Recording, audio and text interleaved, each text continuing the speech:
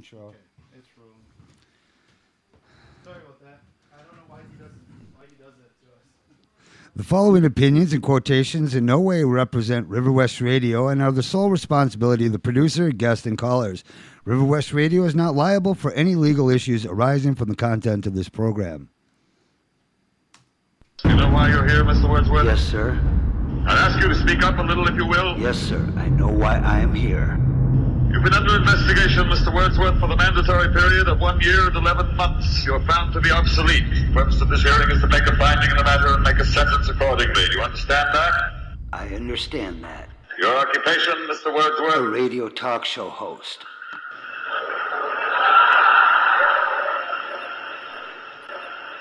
What?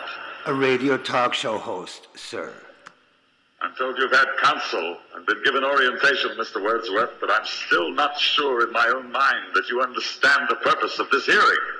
The field investigators in your sector have classified you as obsolete. This finding carries with it serious implications. Do you understand that, Mr. Wordsworth? Now I ask you again, your occupation? I am a radio talk show host. That is my occupation, my profession. If you people choose to call that obsolete... Request clarification of the term? Yes, the term. Mr. Wordsworth, you people, you make reference to the state? I make reference to the state. And you persist in declaring your occupation correct? That is correct. A minister would tell us that his function is that of preaching the word of God. And of course it follows that since the state has proven that there is no God, that would make the function of a minister somewhat academic as well. There is a God. You are in error, Mr. Wordsworth. There is no God. The state has proven that there is no God. You cannot erase God with an edict. You are obsolete, Mr. Wordsworth. You have no function, Mr. Wordsworth. You're an anachronism, like a ghost from another time. I am nothing more than a reminder to you that you cannot destroy truth. You're a bug, Mr. Wordsworth, a crawling insect, an ugly, misformed little creature who has no purpose here, no meaning. I am a human being. I exist. And if I speak one thought out loud, that thought exists, even after I'm shoveled into my grave. Delusions, Mr. Wordsworth. Delusions, the Bible, poetry, essays of all kinds, all of it opiate to make you think you have a strength when you have no strength at all. You have nothing but spindly limbs and a dream, and the state has no use for your kind. Yeah? Well, we're gonna have to do something about that. This is RiverWestRadio.com, community-supported radio streaming live from Milwaukee, Wisconsin. I'm your host. My name is Michael Wordsworth, and welcome to Breaking Down the News, the show that presents the news highlights of the week, but with a twist. Breaking Down the News is more concerned in bringing you information that wasn't covered on the front pages. Headlines you don't want to miss, because not listening could be dangerous to your freedom, liberty, and health. And good afternoon. It is Friday, June 29th, 2012. I am Michael Wordsworth. This is Breaking Down the News. By now, we all know the U.S. Supreme Court held up the individual mandate portion of Obamacare by declaring its, quote, tax. This is, in essence, a declaration that the federal government now has unlimited power to force consumers to spend or most all of their take-home pay on various products, services, or even intellectual property that they have no interest in buying in the first place. It's a concentration of economic power in the hands of federal government, and it suddenly ends economic liberty in America. It's also the largest tax increase in the history of the United States. By upholding Obamacare's individual mandate as a tax, Chief Justice Robert just labeled President Obama the largest tax increase president in the history of the country. That article was in nationaljournal.com, where they actually, Chief Justice Robert mentions that. And yet President Obama himself declared the individual mandate was not a tax. You can see him say that live on abcnews.go.com. And then there's the transcript of his interview with George Stephanopoulos. You got to check out that one, too. That's on abcnews.go.com. But now, of course, Chief Justice Roberts has declared it is a tax after all. There you go. Thus, Obama's key legislative achievement has become the single greatest legislative deception in the history of America. How much will this new tax cost you? Well, the Washington Post has published a handy online calculator. Just go check it out, washingtonpost.com/WPSRV. Search their site. You should find it. It shows that the new tax begins in 2014, then ramps up to its maximum penalty at 2016, around that time, at which point you are taxed year after year until you cave in and buy into the monopoly of big pharma healthcare insurance scams. This is, for the record, the largest tax increase in history. And it's for a system of medicine, which is a big pharma monopoly that doesn't even give consumers the freedom to choose natural medicine or alternative therapies. 21 new taxes on Americans? That's right. The High Court's ruling leaves in place 21 tax increases in the healthcare law, costing more than $675 billion over the next 10 years, according to the House Ways and Means Committee. Of those, 12 tax hikes would affect families earning less than $250,000 per year, the panel said, including what they call, quote, a Cadillac tax on high-cost insurance plans, a tax on insurance providers, and an excise tax on medical device manufacturers. Now that Obamacare's penalty is a tax, not a fee, Mr. Obama is breaking a 2008 campaign pledge not to raise taxes on Americans earning less than $250,000. This new tax will hit across the economic spectrum, despite his campaign declaration that health care should, quote, never be purchased with tax increase on middle-class families. There you go, you sellout creep. Now Mr. Obama and congressional Democrats have enacted the largest tax increase in history. Federal government can now order you to engage in selected commerce. I mean, this sets a precedent here. And that's what you got to be concerned about, precedents, because they become entrenched. Once they're there, they're there. Very difficult to remove that precedent. For the record, under this new precedent, now set by the U.S. Supreme Court, the federal government can simply order you to engage in whatever commerce the government chooses. All they have to do is create a penalty for refusing to go along with the order and characterize the penalty as a tax. Ron Paul gets it. I'm sure Dennis Kucinich gets it. He understands, they both do, the simple truth that the government has no power to compel people to engage in commerce. The quote from the insurance companies, the insurance mandate clearly exceeds the federal government's powers under the Interstate Commerce Clause found in Article 1, Section 8 of the Constitution, writes Ron Paul. He goes on to say, this is patently obvious. The power to regulate commerce cannot include the power to compel commerce. Those who claim otherwise simply ignore the plain meaning of the Constitution because they don't want to limit federal power in any way. The Commerce Clause was intended simply to give Congress the power to regulate foreign trade. That's it. And also to prevent states from imposing tariffs on interstate goods. In Federalist Paper number 22, Alexander Hamilton makes it clear the simple intent behind the clause was to prevent states from placing tolls or tariffs on goods as they passed through each state, a practice that had proven particularly destructive across the many principalities of the German Empire. Health insurance premiums will soar as a result of this. Obamacare is going to absolutely shred the infrastructure of our medical system. It is going to send health insurance premiums soaring. It's going to dramatically expand the size and scope of government. It's going to fundamentally alter the relationships between doctors and their patients. And it is one of the largest tax increases in U.S. history. Not only that, it is also going to add about $1 trillion to our national debt over the next decade. So no, the Obamacare decision is not good news. Obamacare was one of the worst pieces of legislation in American history, and now we're stuck with it. There's a huge political revolt now expected as a consequence. The law of unintended consequences continues. What are the political ramifications of all of this? I'll tell you. Obamacare remains widely hated by much of the U.S. population, at least the portion of the population that actually works for a living. And this Supreme Court decision will likely ruffle even more feathers of taxpayers who are tired of being pickpocketed by the federal government at every turn. While most people don't mind paying some reasonable level of tax to the feds, having the government invade your take-home pay and start forcing you to spend it on things you may or may not want is another thing entirely.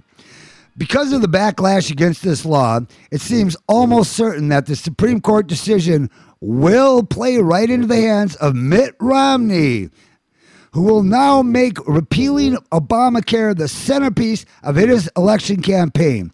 He's already stated in the Weekly Standard, quote, "If we want to get rid of the Obamacare, we're going to have to replace President Obama." But let's not forget who wrote Obamacare in the first place. It was Mitt Romney. That's right. Obamacare is based off the original package that Mitt Romney himself put together. But even if Obama is replaced in the White House, the damage has already been done. With its decision, the U.S. Supreme Court has set a precedent of government control over private paychecks. That's right. And that precedent has fundamentally crushed economic freedom in America and opened the door to limitless taxes for everything imaginable. King George III couldn't have done it better, could he? Nevertheless, based on this decision, I now predict a sweeping victory for Republicans in the 2012 election as a backlash against Obamacare. I'm not saying I support Romney or the Republicans because I think all politicians are crooks for the most part, and I agree with Governor Jesse Ventura that the two-party system is largely just two criminal gangs jockeying for power on how they can exploit people they claim to represent. Whether it's the Democrats or the Republicans in power, they're all political gangsters. Even if Romney takes office next January, actually repealing Obamacare would be almost impossible to achieve, by the way. Unraveling bad laws is far more difficult than getting them passed in the first place. It would take a true taxpayer revolt to pull this off. But now, the American Revolution just inched one step closer to reality. We may be headed for that sooner than you think, by the way. An actual bona fide second revolution in this country. With this decision to seize control of the money right out of our own paycheck, the moral collapse of the U.S. government is now complete. Once this tax, quote, tax, they call it, starts to come due, many taxpayers will be in a state of near revolt. That, coupled with the economic collapse heading our way from the EU, will bring many Americans to a point of financial desperation. It is from such conditions that historically revolutions do emerge, and that's assuming we even make it to 2014 when the Obamacare tax is supposedly to be levied on the American people. By some estimates, the U.S. government may suffer a crushing financial collapse between 2012 and 2015. If the government collapses, Obamacare and all other bad laws go down with it. The Patriot Act, the DMCA, the NDAA, and so on. That's the one interesting thing about human history. Every time governments become too large, too bloated, and too deeply invested in crushing liberty, the people eventually rise up against the injustices and take their country back. Starting with the clean slate, which eventually becomes corrupt a few later, of course. But no laughing matter. I mean, it's the irony of the whole situation. It's the cycle of human civilization, the rise and fall of civilizations. We are living in the same time of the fall of the American Empire, and it's going to get a lot worse before it gets better.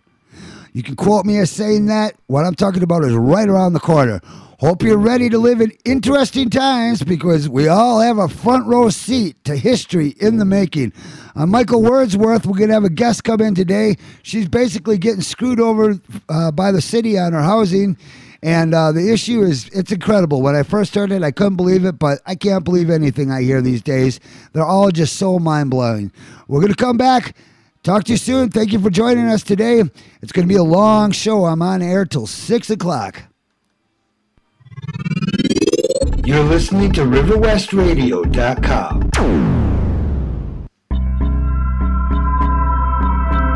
Every day, people wake up all over the world and hear commercials like this one, with soft music and a soothing announcer's voice telling you how great some big corporation's new technology will help you and your family. But it is important to remember, these companies could give a flying fuck about you or your family.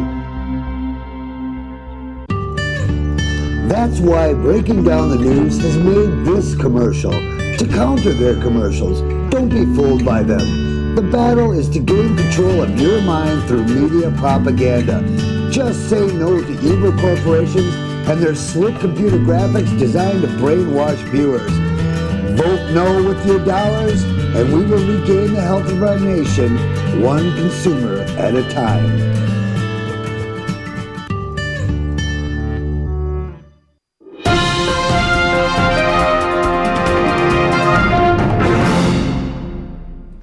This article from the National Journal.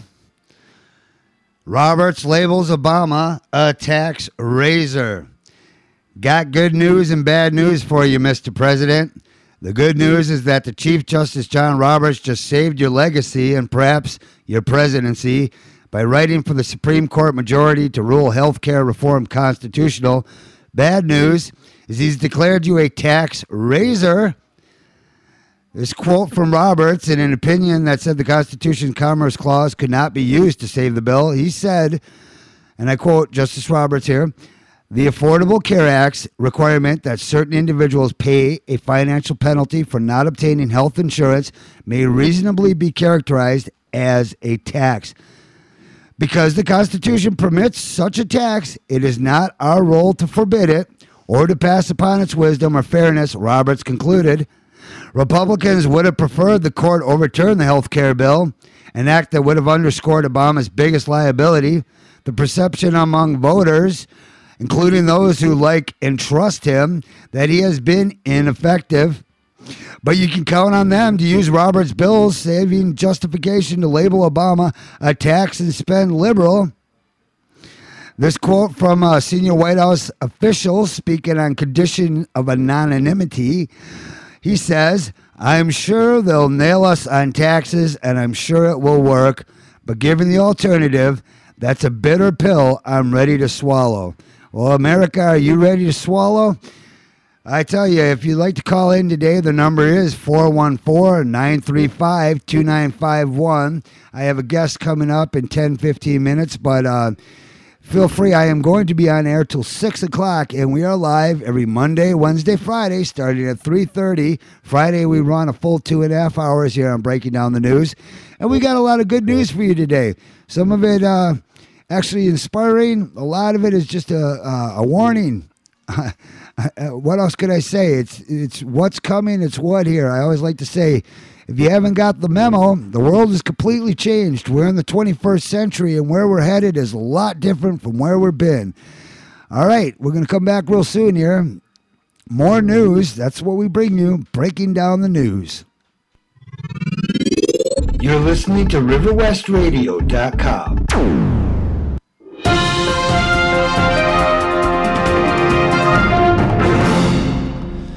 Well, here we go with 15 reasons why the Obamacare decision is a mind-blowing disaster for America. You can almost always count on the Supreme Court to do the wrong thing. In fact, just about every major decision by the U.S. Supreme Court over the last 40 years has been bad for America.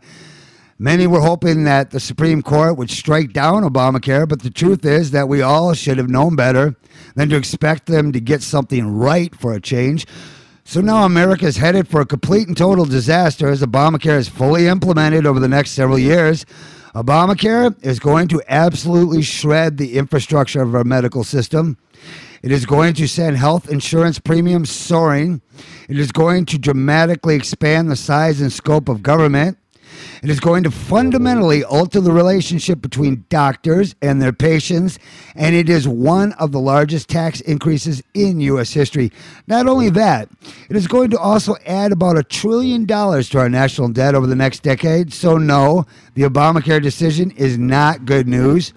Obamacare was one of the worst pieces of legislation in American history, and now we are stuck with it. It was a 5-4 decision to uphold Obamacare, and the swing vote was Chief Justice John Roberts, who was appointed by, guess who, George W. Bush. After the vote today, it's hard to have any faith in the U.S. Supreme Court. Many constitutional conservatives kept voting for Republicans in the hope that the direction of the Supreme Court would change, but it hasn't. Prior to the Obama administration, Republicans controlled the White House for 20 out of 28 years. If Republicans were going to fundamentally change the nature of the Supreme Court, that was their opportunity, but it didn't happen. Instead, what we have is a Supreme Court that is dominated by judges that have very little respect for the U.S. Constitution. Very little respect for the U.S. Constitution. And that's and thanks to the Supreme Court, we're stuck with Obamacare, at least for now. It's very hard to overturn this. Here's 15 reasons why the Obamacare decision is a mind-blowing disaster for America, and I'd love to read them to you here. I got them right here. Number 1, according to the U.S. Supreme Court, the federal government has the power to force you to buy private goods and services. Now that this door has been opened, what else will be forced to buy in the future? Just imagine that. The government actually saying, in your best interest. Can you imagine you own a company, whether it's an insurance company or a product or service, and you have a United States government that has the ability to legislate rules, laws, tax fines, and fees based on whether or not you comply with being their consumer? Ridiculous. It's beyond ridiculous. It's horrendous. It's going to destroy us. Say goodbye to healthcare completely. Number 2, Obamacare is another step away from individual liberty and another step toward a nanny state where the government dominates our lives from the cradle to the grave. The IRS is now going to be given the task of hunting down and penalizing millions of Americans that do not have any health insurance. In fact, the Obama administration is giving the IRS $500 million extra dollars outside the normal appropriations process to help them enforce the provisions of Obamacare that they are in charge of overseeing. Obamacare imposes more than 20 new taxes on the American people. You can find a comprehensive list of Obamacare taxes online. If you love paying higher taxes, then you're going to absolutely love Obamacare once it's fully implemented. In an attempt to control costs and promote efficiency, Obamacare limits the treatment options that doctors and patients can consider. This is likely to result in a decrease in life expectancy in the United States. Obamacare is going to impose nightmarish paperwork burdens on doctors, hospitals, and the rest of the healthcare system. This is going to significantly increase our healthcare costs as a nation. Obamacare is going to send health insurance premiums soaring. This is especially true for younger Americans.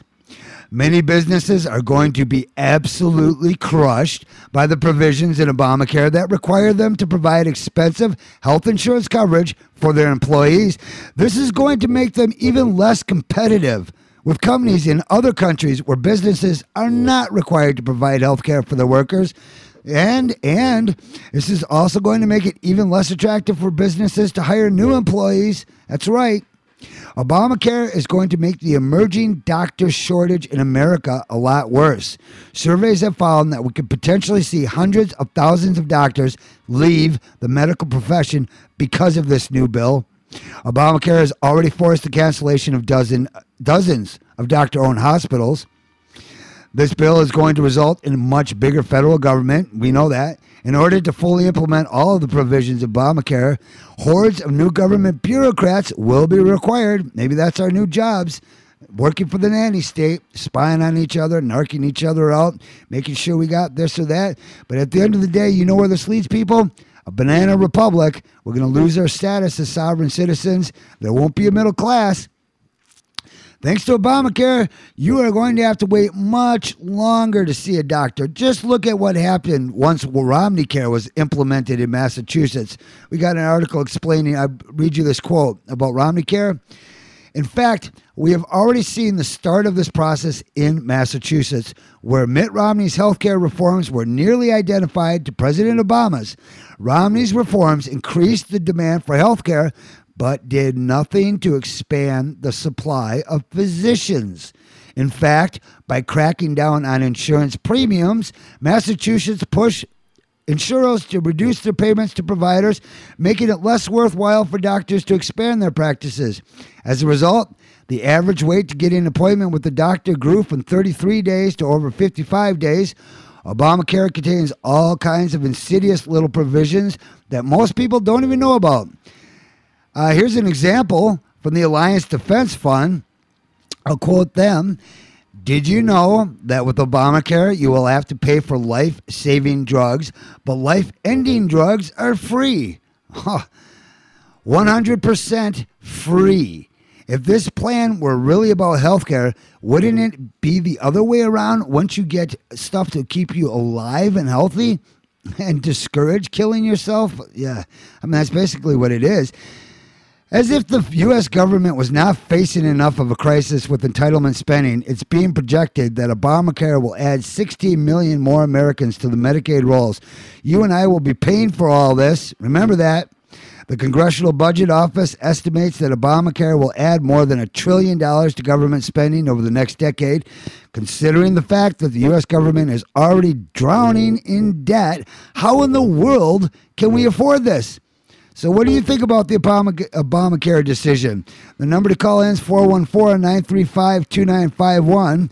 We're going to take our guest. She's in the studio now, and we get her set up behind the mic. So let me put on this interview with the FBI.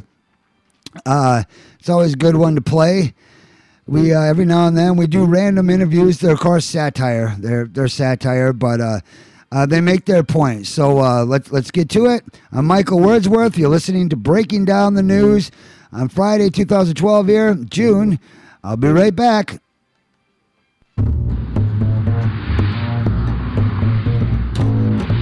The FBI headquarters is a huge modern building in the middle of downtown. Cars and trucks drive past the front entrance on this very active street, and these doors will lead us to the elevators that will take us to the office of Deputy Director Hank Polarank. Welcome to the FBI headquarters. Can I help you? Yes, I have an appointment with Deputy Director Polarank. And your name is? Michael Wordsworth from RiverWestRadios.com, breaking down the news show. Michael who? No. The staff at the FBI was professional and courteous as they greeted me, and after a few security complications were smoothed out, I was soon able to get in to do my interview. Michael Wordsworth from Breaking Down the News. Hey, come on in, take a seat. And it was an interesting interview. How many terrorist plots has the FBI foiled in the last few years? We've been busy, very busy with ongoing investigations. It's hard to say off the top of my head. 10, maybe 12? And out of those 10 or 12 incidents, how many of those were not terrorist plots instigated by the FBI? None actually. Not one. Well, the underwear bomber, that wasn't us. But it came to light that the underwear bomber was forced onto the plane by a well-dressed man, and he didn't go through security. That wasn't the FBI. No. Might have been Secret Service. I think they handled that one. I'd like to quote an article from the New York Times. Can I? Sure, go ahead. This is an article by David K. Shipler, published April 29, 2012, and I quote, "But all these dramas were facilitated by the FBI, whose undercover agents and informers posed as terrorists offering a dummy missile, fake C4 explosives, a disarmed suicide vest, and rudimentary training. Suspects naively played their parts until they were arrested. When an Oregon college student, Mohammed Osman thought of using a car bomb to attack a festive Christmas tree lighting ceremony in Portland, The FBI provided a van loaded with 55-gallon drums of inert material, harmless blasting caps, a detonator cord, and a gallon of diesel fuel to make the van smell flammable. An undercover FBI agent even did the driving, with Mr. Muhammad in the passenger seat. Yeah. To trigger the bomb, the student punched a number into a cell phone and got no boom, only a bust. What do you say to that? What's your point? My point is it sounds like we really don't have a terrorism problem in America beyond those plots the FBI makes up itself. What? How did you get in here? Agent Smith. Be right in. What is it, sir? Hey, wait. How did you get in here? I don't believe this. He doesn't have clearance, sir. You'll have to come with me. He doesn't have clearance? How did he get past you? He snuck in here when I went to pay for the pizza delivery. I was there for a while. I wanted exact change. Okay, hey, thanks for the interview. That's all I need now. Sir, stop. Come back here. He doesn't have clearance? Thank you. Talk soon. You guys take care. Security, we have a gate jumper headed for the elevators. And whereas this interview did not yield all the answers I wanted, I did get to state my point. And as I was leaving the FBI building, I had the realization that making my point was worth the trip.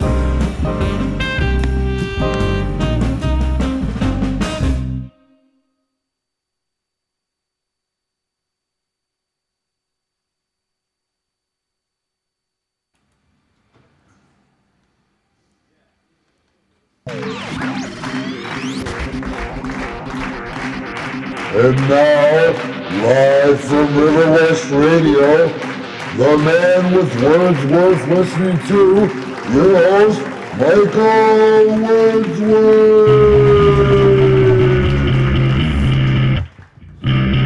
All right. We are back. We have a special interview today with Patricia Clayson from Milwaukee, Wisconsin. What she's going through is pretty typical of what a lot of people are going through with all this new EPA regulations, toxicity reports, laws. Stuff is just clamping us down. It's forcing the middle class to lose their homes. Difficult to run our businesses, but I want Patricia to explain her case and cause to you personally. It's rather complicated, but it's serious because this could happen to you, and this is why we need to be concerned. We need to stick together on these issues. Patricia, welcome to the show. Thank you. I'm glad to be here. I appreciate the opportunity to let people know what's going on and why we're choosing to fight City Hall. Very good. So the situation is that there are a lot of houses that go on the market these days as a result of people foreclosures or tax sales. And very specifically, there was a house at 2451 North Booth Street that went on the market for a tax sale. So they were asking $9,000 for the property. And as it turns out, the property is one that had been in our family for many years. My brother-in-law's parents owned it. He grew up in the house. My brother-in-law and my sister lived there for many years.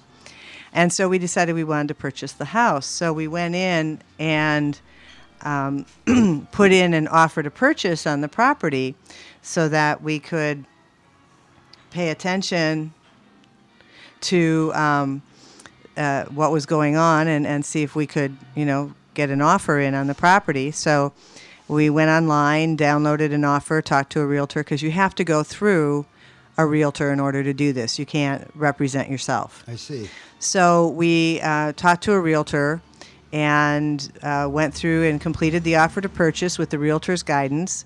And part of the situation on these houses is that they always have, or almost always have, a scope of work. The city requires that the property be brought up to a better condition. Sometimes code violations need to be taken care of and things like that. Okay. So on this particular property, the city had a scope of work of $21,000 or $20,400, one of those two numbers. About there. Yeah, about there. And it says on the directions that are on the city's website that if you're going to put in any sweat equity as the owner doing any of the work yourself, you should modify the scope of work and deduct the sweat equity. So that's what we did. Who approves the sweat equity? Who signs off on that? Oh, that's a whole nother big thing that I'll tell you about in a little bit. It's pretty crazy. Right. They must have some sort of rate or fee that is acceptable. I mean, you couldn't. Say you put in sweat equity of $100,000, the property's worth $40,000. That's not going to float. There is no numbers. There are no guidelines, and that's part of the issue that's going on here. That is the issue. Okay, very good. Please continue. So, because we really wanted the property, the asking price was $9,000. We put in a bid for $12,000, thinking we'll come in high and we'll get the property. We were willing to pay more because we wanted it back in the family. So, what we didn't know, and what wasn't clear that the city said, what they said is that the total investment, that the scope of work and the offer price are considered the total investment. Now, what they didn't explain clearly is that what they literally do is they add the dollar value of the scope of work and whatever the offered purchase price is, and that's actually considered the purchase price for the sake of who gets the bid. Okay, total. Right. So because we followed their instructions and deducted our sweat equity from our bid, we didn't get the property because the person who agreed with the city's scope of work and just signed off and put in their dollar amount and bid $9,500 got the property. Amazing. $3,000 less than what you were actually saying you would do. $2,500 to be exact. $2,500. And so we decided that we were going to attempt to get a temporary restraining order against the sale of the properties until we could get this cleared up because we believe that it's inequitable. So we hired a lawyer and found out that nobody ever before has ever attempted a temporary restraining order against the sale of a property. Well, what else could you do, though? I mean, you're exactly. back against the wall. You had to do something. Good call. What we did do is I contacted Jermont Terry at Channel 4 and told him about it, but it was the day before the recall election, and so nothing much happened on that. I see, yeah. I talked to Alderwoman Coggs 2 days after the recall election, and she said she would look into it and get back to me and let me know when the closing date for the property was, and she never called me back. Really? Because you know what? I was going to ask you, we didn't have time to prepare for this, but I was going to suggest that we call her or try and get her on the show. We could still follow up on that one. I mean, why wouldn't you, Miss Coggs, why wouldn't you want to come on the air and help with this, or at least state your position on this? Right, exactly. And so what happened in the court hearing was that the judge dismissed the TRO request without prejudice, meaning it wasn't a frivolous lawsuit or a frivolous request, but that he said that because of whatever documents the city filed, and I don't know, my lawyer said it was about an inch worth of paperwork, that the judge decided that a temporary restraining order was not the appropriate path for this process. And after it was all said and done, the city attorney was talking to my attorney and said, well, you could go to the person who put in the bid and buy the bid from that person if you really want the property. Did you attempt to do that? My lawyer's working on that. Okay. And this was just Tuesday that the hearing was held. Okay. So here's the thing. Whether or not we get the property is really a secondary issue at this point. My concern and what I call my warrior self has been activated because the system is set up to be very unjust. In fact, the city attorney acknowledged that the system is set up to favor buyers who use contractors and to give them an advantage over sweat equity owners, which is, in my book, absolutely positively wrong. I mean, how many people can put in everything from painting to drywalling to, all the things that don't require city permits, that there are people who can do all that work on their own or with friends, which is what my daughter was planning to do. She was going to be the purchaser of the property. And if they do that, then they automatically will not get the bid if they deduct their sweat equity from the scope of work. So what are you supposed to do? Just do the work for free and not add it into there? I mean... well, technically, in order to do it, what you'd have to do is you'd have to agree to their scope of work.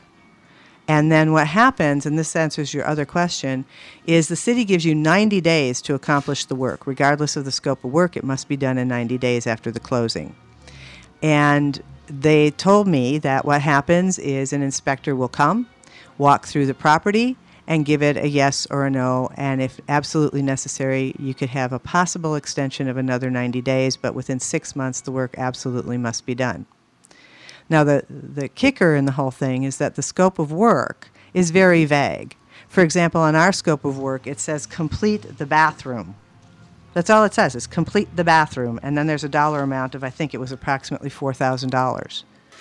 Well, how are we supposed to know exactly what complete the bathroom is? How are we supposed to know if any of that is permit work? There's no way that we can know any of that information. It gives the city super wide latitude to walk through and say, well, this isn't done and that isn't done, so now you have to do this and now you have to do that. And a friend of my daughter's is contacting a friend of his in the area who actually got through one of these bids, got the property, and then when he didn't have the work done on time was fined a whole bunch of money by the city because the work wasn't done and wasn't up to the city standards.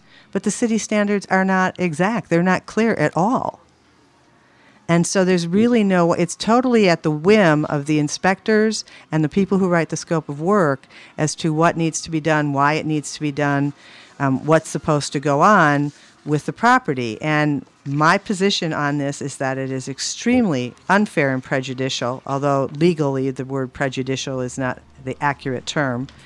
They also say legally the accurate term is not discrimination because there's no protected class, unless you could argue, I don't think it would fly in a court of law, that the protected class is the poor working public who's going to put in sweat equity rather than take out loans to pay contractors. And you're talking about a neighborhood where this is exactly the type of innovation that we need, the kind of gumption we need to rehab these properties and bring these neighborhoods back. Big companies aren't going to, big companies. Well, the properties are supposed to be owner-occupied for 5 years, and you can't purchase them as an investor. So that even more speaks to, if they're supposed to be owner-occupied, why would you not want somebody to put in time and sweat equity and have a personal investment and commitment to the property? Why would you insist, why would you set up the system to favor the contractor rather than the person who's actually going to live in that house and own that house? And you mentioned earlier about the contractors are city-approved contractors. No, they are in that you have to prove that they're licensed contractors and all that kind of stuff. Okay, very much. Okay. So, and if you look at, for example, the bids on May 24th, on the day that our bids went in, there were 17 properties, I think the number is. I'm just looking at it and guessing. It looks like 15 to 17 properties, and there were only 2 properties where bids were received.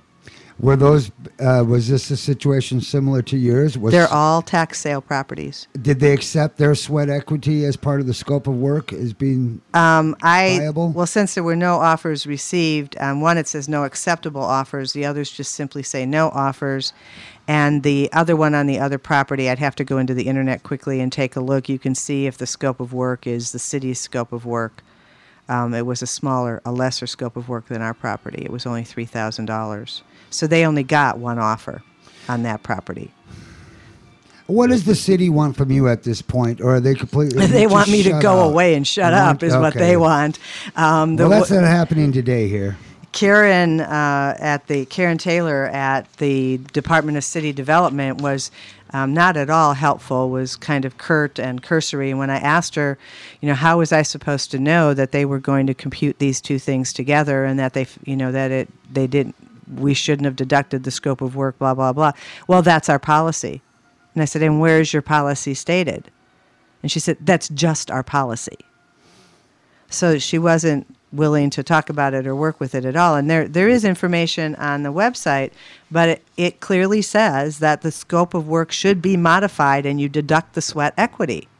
That's the exact language on the website. If you do that, you're screwed. So which policy is theirs then? The one on the website that they have in writing, or the one that Karen tells you is her policy because she's going to lunch soon? I think the one that they practice is the one that's actually there. And here's the thing. Our realtor knew nothing about this, and he has been involved in lots of property sales in this particular area of the city.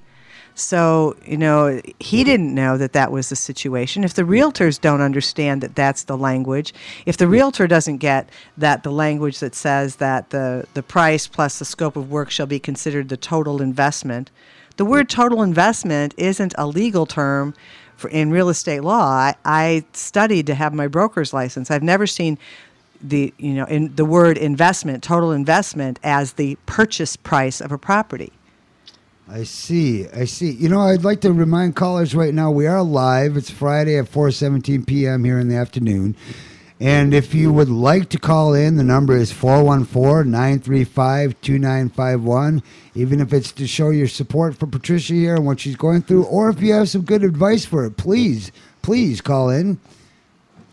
Yeah, so I'm looking at the scope of work right now as an example, and it says here, floors, repair defective, $1,500. It doesn't say which floor. It doesn't say which level of the house, the basement, the first floor, or the second floor. Okay, this is the city's scope of work. This is what Right. they assessed that the cost to fix this flooring would be. Right. And they say walls and ceilings, repair or replace as defective, $1,750. But it doesn't say what room. It doesn't say which walls.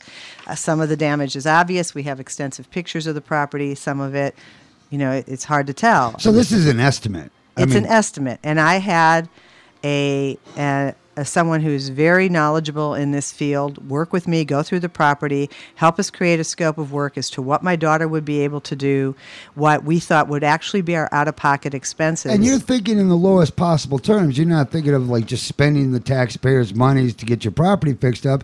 You're figuring, hey, how can I do this myself, save the most money, and get this property? Exactly. And we also told them and proved to the city, showed the city that we had cash to buy, not only pay the purchase price of $12,000, but to cover what we estimated to be the costs. And there's another key word, what we estimated to be the costs of the scope of work.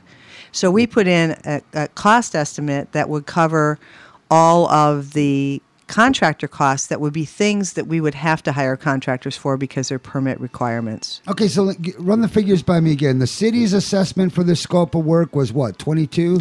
13.5 plus 21.4 total. 21.4 total? Yeah. Okay, $21,400. And your scope of costs, after you were done assessing this, you said you could do it for how much? I have to pull out I'm looking quickly for my notes here. But we said roughly $14,400, $10,000 if I recall correctly, $9,500 in actual out-of-pocket costs. The balance to be done in sweat equity, and we were questioning the requirement that they wanted us to put on a whole new roof because there was no roof leakage, and the roof appeared to have been done within the last 5 years or so. And wait. So they're saying you had to put on a roof, right? But you assessed the situation and said, I don't see why the roof needs to be on there. Yeah, we actually had someone go up in the crawl space and look at the underpinnings of the roof and look for water damage and all that kind of stuff. And they said, nope, there's just one little place in the back of the house and an overhang over an entrance where the roofing needed to be fixed. And some flashing around the chimney, which we said we would do. We put that in our scope of work, but not a whole roof. Not a whole roof. And they put down $7,500 for a new roof. So that would have forced us to go somewhere. If we had put down on our estimate their scope of work at $21,500 or whatever it was, if we had put down that scope of work, we would have been legally bound after purchasing the property to put a new roof on that house, whether it needed it or not. And that's very important for anybody listening out there right now. This is a very valuable tip. I mean, you don't want to get roped into this situation, end up underwater here. Exactly. If you accept the city scope of work and you don't do something because you don't think it needs to be done, they can fine you and give you penalties until you do what they think you're supposed to do. They can issue citations to you and all that kind of stuff. All day long, and you have to comply with them. Right. It's amazing how we're more concerned with preserving our bureaucracy than we are actually making a system that actually facilitates people progressing and moving forward. Yep. I mean, I guess this is nothing new in the sense we've been dealing with this for a long time, but in your particular case, this really hits home. It sounds to me like there's a lot of discrepancy in communication between the website, the people within the bureau, the codes themselves. What is the benefit? Why would the city take this position? I'm just curious. Like, do you have any idea? I mean, do they want... Because the city favors the use of the contractors, and they say that they want to make sure that the people have a commitment to the neighborhood, is specifically their words. They wanted someone to have a commitment to the neighborhood. Now, here's commitment for you. Here's my daughter, 25 years old. She wants to buy a house that's been in her family, was in her family for 50-some years. She's got put together the cash to purchase the house. I'm a fourth-generation River West resident. She's going to be a fifth-generation River West resident. How much more committed could you possibly be to the neighborhood? Exactly. Now, I don't know where these other people are from, but it would, from what I know of real estate transactions, the purchase price of the property is the purchase price. And when you put in a bid, there is room for negotiation in an offer to purchase about who does what and when and how. But apparently that doesn't apply when you're dealing with the city. Here's another piece. Their offer to purchase form, which is on their website, contains a few blatant errors, which if I had signed it, and in fact they had taken our bid, I could debate with them because there are discrepancies in their contract, which could make their contract invalid. Clauses, it's complicated. I don't want to go over all the details right now, but there are discrepancies in their offer to purchase form that really should have been cleaned up and repaired. It's just the whole thing is a mess. And what I want, what my warrior self wants, is for the city to sit down with us and talk this through and to create clear agreements or clear, directions for future buyers on these properties. And I want the inequity for people who are putting in sweat equity to be removed. I want that instruction removed, that they be treated equally. Oh, it sounds to me like we need to get everybody on the same page with this, because when I'm hearing you have a citizen that has invested interest in the neighborhood, not just financially, but in the heart, in the mind, this is something. And for those not familiar with River West, the River West community is unique. It's very diverse. We have, it's a strange mix between citizens like Patricia here, good, decent, hardworking American families, and a lot of rampant crack houses, which the police, I noticed they've been working very hard to keep them out. I mean, this drug dealing and whatnot could go in any neighborhood, so it's not don't look down on River West. It's just, it tends to be prone for it, and it leaks over into this neighborhood, but the citizens continue to fight it, and there is a strong community here. Very unique for the city. Patricia, we're going to take a short break here, and I'm going to actually try and get, while we're taking that break, I'm going to try and get some friends of mine on the phone. I apologize, I should have got them earlier, but let's give them a call, because maybe they can give us some advice here, and that would be helpful.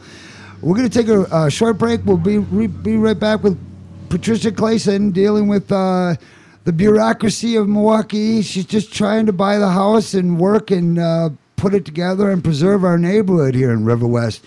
I see no problem with it. Hopefully Milele A. Cogs will come on. She's the alderwoman for this area, and we can get some feedback from her. I'm not holding my breath, but it'd be nice. It would be nice. I mean, we pay you to do something, and this is exactly the kind of thing where we need your help with these situations. All right, you're listening to Breaking Down the News on Friday, June 2012 here, and we'll be right back. You're listening to RiverWestRadio.com. Are you tired of commercials always telling you that you're tired? When you know you're tired because you wake up early and go to bed late, and every moment in between is spent trying to figure out how you're going to make the next dollar. Well, you're not alone. Millions of Americans are walking around in a sleep-deprived, zombie-like state, amplified by psych meds and pharmaceuticals found in the drinking water. So just be glad you're not one of them, unless you are, in which case I'm sorry you had to hear this. But wait, there's more. If we keep at this current pace, we will surely lose our democratic republic and soon be standing in food lines for the poisonous rations the new totalitarian government will hand out. Don't delay, get involved, get informed.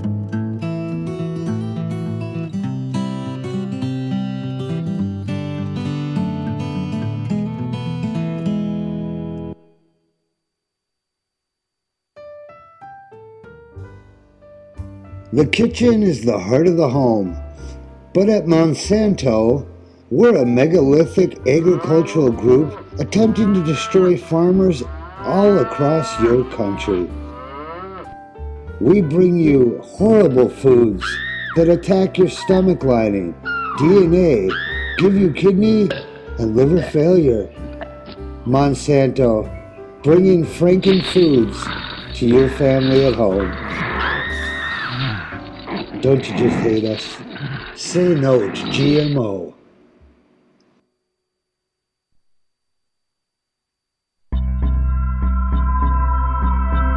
Every day, people wake up all over the world and hear commercials like this one, with soft music and a soothing announcer's voice telling you how great some big corporation's new technology will help you and your family.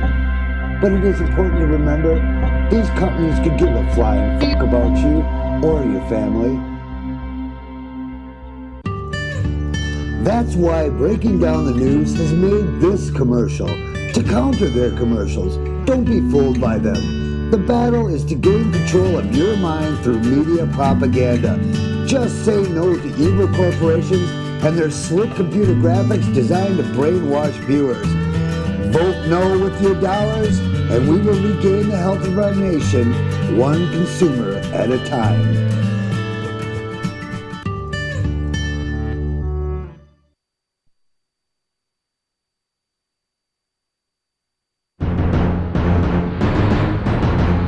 The TSA has consistently made the news with bad reports about its moral conduct, questionable employees, civil rights violations, everything from workers stealing cash out of travelers' luggage to trafficking drugs through airport security gates. Congresswoman Blackburn recently brought to the news media an awareness of the TSA's hiring of known child molesters and child porn collectors. My question is, why are we putting up with this? Why have we become so tolerant of being peasant slaves that we will acquiesce to anything? I've come to the DFW International Airport outside Dallas, Texas, to ask some questions of ordinary passengers and to interview the TSA workers themselves. Let's go in and see what they have to say. I don't like what I have to put up with every time I fly. Ted Wilsonberg travels by plane frequently and has to get groped on a regular basis. But does he have to put up with this? No. Hell no. I'd keep these guys out of here if I could. So you don't think that we need to be molested in the interest of national security? No. Think about it. A police officer can't just come up and put their hands in your crotch. But these guys feel me up every time I pass through these gates. But why do you put up with it? I have to do this. My job depends that I fly 3 to 4 times a week. I have a family, you know? The TSA... And now, live from River West Radio, the man with words worth listening to, your host, Michael Wordsworth.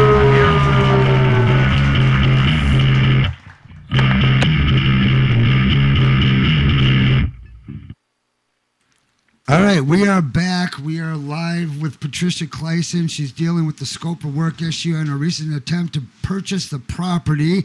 I have on the line with me attorney Tom Burke. We called him a little ad hoc here, and like he said, it's kind of hard to do a drive-by on the situation, but I wanted him to speak with Patricia for a moment here. Tom Burke, are you with us, sir? I am here. Thank you, Tom. Thank you. Patricia, explain to Tom a little bit about your case. Bottom line, Tom, is we put in an offer to purchase on a tax sale property. We bid $12,000 for a $9,000 asking price, and we followed the city's instructions on their website, which says if we're going to do any sweat equity on the rehab portion, we need to submit a modified scope of work, which is what we did.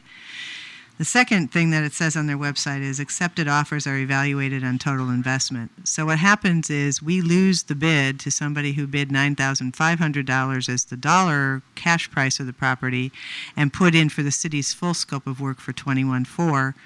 We put in a lower scope of work because my daughter and friends will be doing a lot of the sweat equity in the property, and so we lost the bid, even though we put in a higher purchase price for the property. We didn't get it because our scope of work was less. And we followed the city's instructions, did exactly what they told us to do. The city attorney says, yep, you did exactly what we told you to do. However, we prefer to have contractors do the work, and so it's set up so that if you deduct the sweat equity, then you don't get the property. Well, I mean, the problem is, this is a program that I'm not at all familiar with. However, when you bid, I presume that there is some sort of a bid sheet that explains how they accept There's the winning not. bid. There is not. There must be somewhere. There are only 2 statements on Well, the may not be city's online. website. They don't give us anything else. They didn't give us anything else. It may not be online. In other I words, understand this program that. Our this realtor program went. isn't. Our realtor went in and talked to them, and they didn't give us anything else other than their standard offer to purchase form. Well, I understand that, but there's obviously a program. Right. And you got to go to the next step. There's obviously a program. It's probably done pursuant to some sort of a common council resolution or ordinance. There probably are some rules written up. This is through DCD, I presume? Right. Yeah, there probably are some rules, because you can't have an auction and not have rules as to who evaluates the bids and how the bids are accepted, and what their criteria is for accepting the bids. So you see, the problem you have is that, and you really need to ask for that. And I understand that maybe they should put that on the website, and they're not doing that. If they don't have that, then you would assume the highest bidder would get it, but there must be something. The way these guys usually work, there's usually some criteria for their ability to evaluate and accept bids. It can't be totally arbitrary. And that may be one of the criteria, that they have a right to evaluate the bid, and the commissioner or the commissioner's designee has a right to evaluate the bid. And if more of the work is done by contractors as opposed to sweat equity, they could say, well, we can favor that bid even though it's for a lower price because we have more confidence that the work is going to get done. And then they would say, well, we've done a lot of these in the past with sweat equity, and then people start and they find out it's more extensive than they thought it would be. It's outside of their expertise. And then we wind up with these properties that are half done, and then we have to go out and write orders against them, and then we have nothing but problems on the follow-up, and we have less problems with people who use contractors right off the bat. I mean, I don't know. I'm just guessing that you're going to hear something like that from these guys. And, the real question, fortunately or unfortunately, I mean, they may be right in the sense that if they have such criteria and they do have the ability to evaluate these bids, they might say, look, the $3,000 is not the issue. It's this other. That's only part of it. We have a right to look at these external factors. Mm-hmm. So that's what you have to find out. You have to get a little more. You have to find out where the term sheet is, or whatever you want to call it, for accepting the bid. Because I know when they do what they call RFPs, requests for proposals, where they don't do a bidding process, they'll have a piece of land or something like that they want to sell. The RFP is usually pretty detailed, and it usually gives the commissioner a fair amount of discretion, and you typically have the right to reject all bids. They don't have to accept anybody's bid. If they're not happy with the bid for whatever reason, they can reject it, provided that they can articulate a reason that seems reasonable. So I know your frustration, and I understand that, but that's why I said, look, it's very difficult to do a drive-by. Right, I understand. But you got to really find out. I understand you made the offer on their form, but what are the criteria once for evaluating your offer? Well, who does it, and what do they use? Yeah, when I called Karen Taylor at the city and I asked her how did they do this and what were their, how are we supposed to know what to do? She said, it's our policy. And I said, and how am I supposed to know your policy? Well, there's a written policy. Where can I find your policy? She said, it's just our policy. And she wouldn't tell me where I could find it or where I could get the information. I hear you. There may or may not be a written policy, but chances there are. I just can't buy. I mean, it would be unusual that they would be just doing this on the fly. It's possible. But then where are you? Okay, so they didn't accept your bid. Okay, so then what do you do? Well, here's my stand on the whole thing right now. We do have the option to go to the person whose bid they accepted and give him the difference between his bid and our bid, so he'll sell us his bid. Okay. We can do that. In fact, we're looking into doing that. But the bigger picture, the bigger issue, which is what my concern is because of the kind of person that I am, is that this policy and the way the system is set up is inequitable as far as anybody who puts in sweat equity on the property. If you're putting in sweat equity and you follow the instructions in the first part of what they have on the website, which is to deduct the labor and material costs from the scope of work, anybody who puts in sweat equity is never going to get a property unless there are no other bidders on the property. Because they tell you right out to deduct your sweat equity. Do they ask you for your expertise? In other words, if there's carpentry work, for example, do they ask you about your expertise? You know, I mean, let's say somebody who is a journeyman carpenter and says, look, Right. I'm in the carpenters union. Do they get some points for that? It says necessary qualifications, certificates, and licenses need to be submitted as well. And when That's if you're, let's say, I'm going to do plumbing work. Right, but that's not what Okay. we said we were going to do. What's That's not what we said we no, were I going to understand, do as but our you don't sweat need a equity. license to be a carpenter. Right.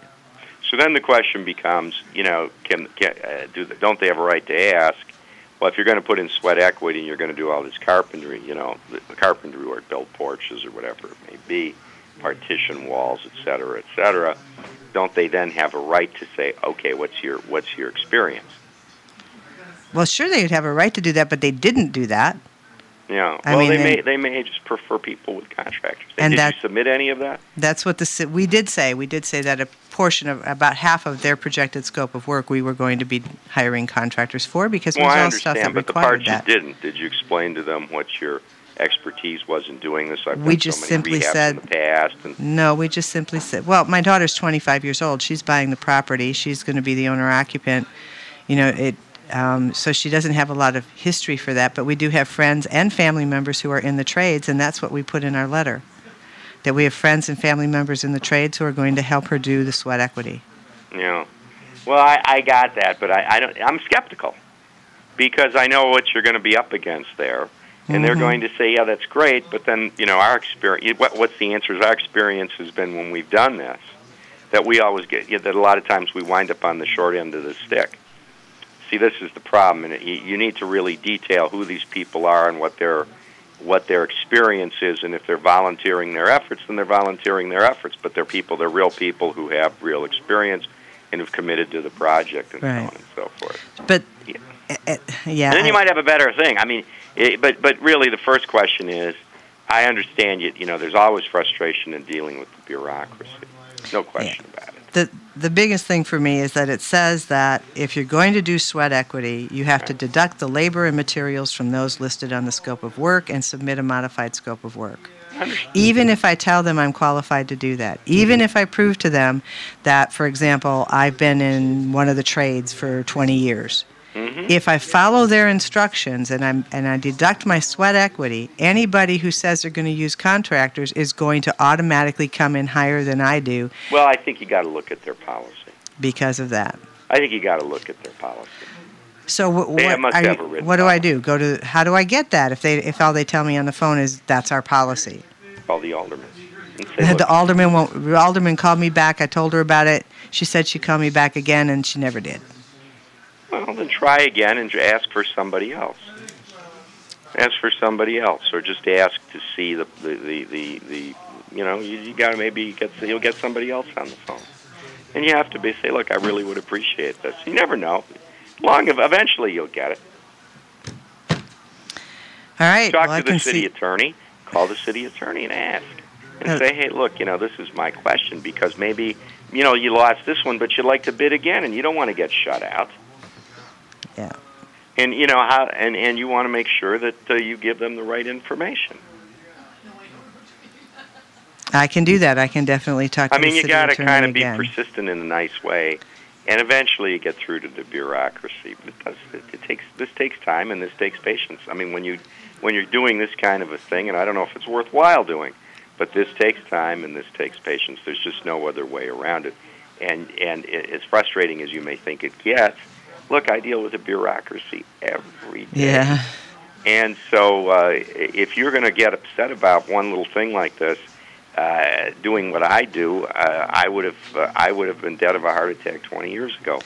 So this takes time and this takes patience, and you have to, do it in a certain way, and sometimes you have to recognize that these bureaucracies are very difficult to deal with, and they're not always going to want to give you the time and the attention, and it may take multiple calls, and you may, that's why these people who are experienced contractors and so forth, they'll say, "Oh, I want to go to this plan examiner or that plan examiner." I mean, they know the story already. They know the ropes, as the cliche goes, and that takes sometimes months or years to learn. But when you go in there on an ad hoc basis, you're always at a disadvantage. If you talk to somebody, if you knew someone who, let's say, had done a number of these, then you could talk to them and they could kind of talk you through it. Well, when you go in on an ad hoc basis, you say this is a one-time deal. You're always at a disadvantage. Well, they're all owner-occupant commitments for 5 years. These aren't investment properties, so okay, but even so, if you had somebody who had done it and gone through the process, or talked to 2 or 3 people who may have done it, and say, this is the kind of the homework you kind of typically need to do in these situations, because it makes it a heck of a lot easier. It does, because then you know what you're up against. Yeah.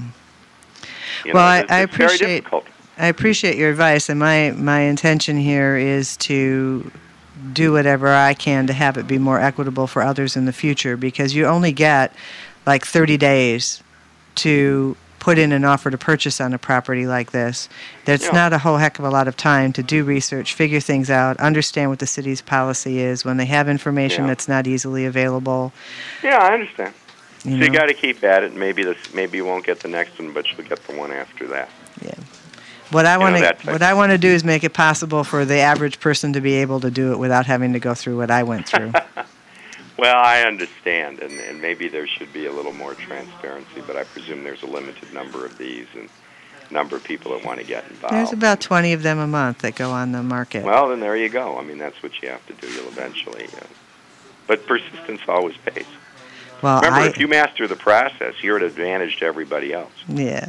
You have an advantage over everybody else if you, in fact, master the process. And I will do that, and I'm the kind of person who will be a pit bull with the issue, like clamp down and keep going until I get a result. But you can't confront these guys directly, because that usually doesn't work. Right. You've got coming in angry doesn't work. You've got to be persistent.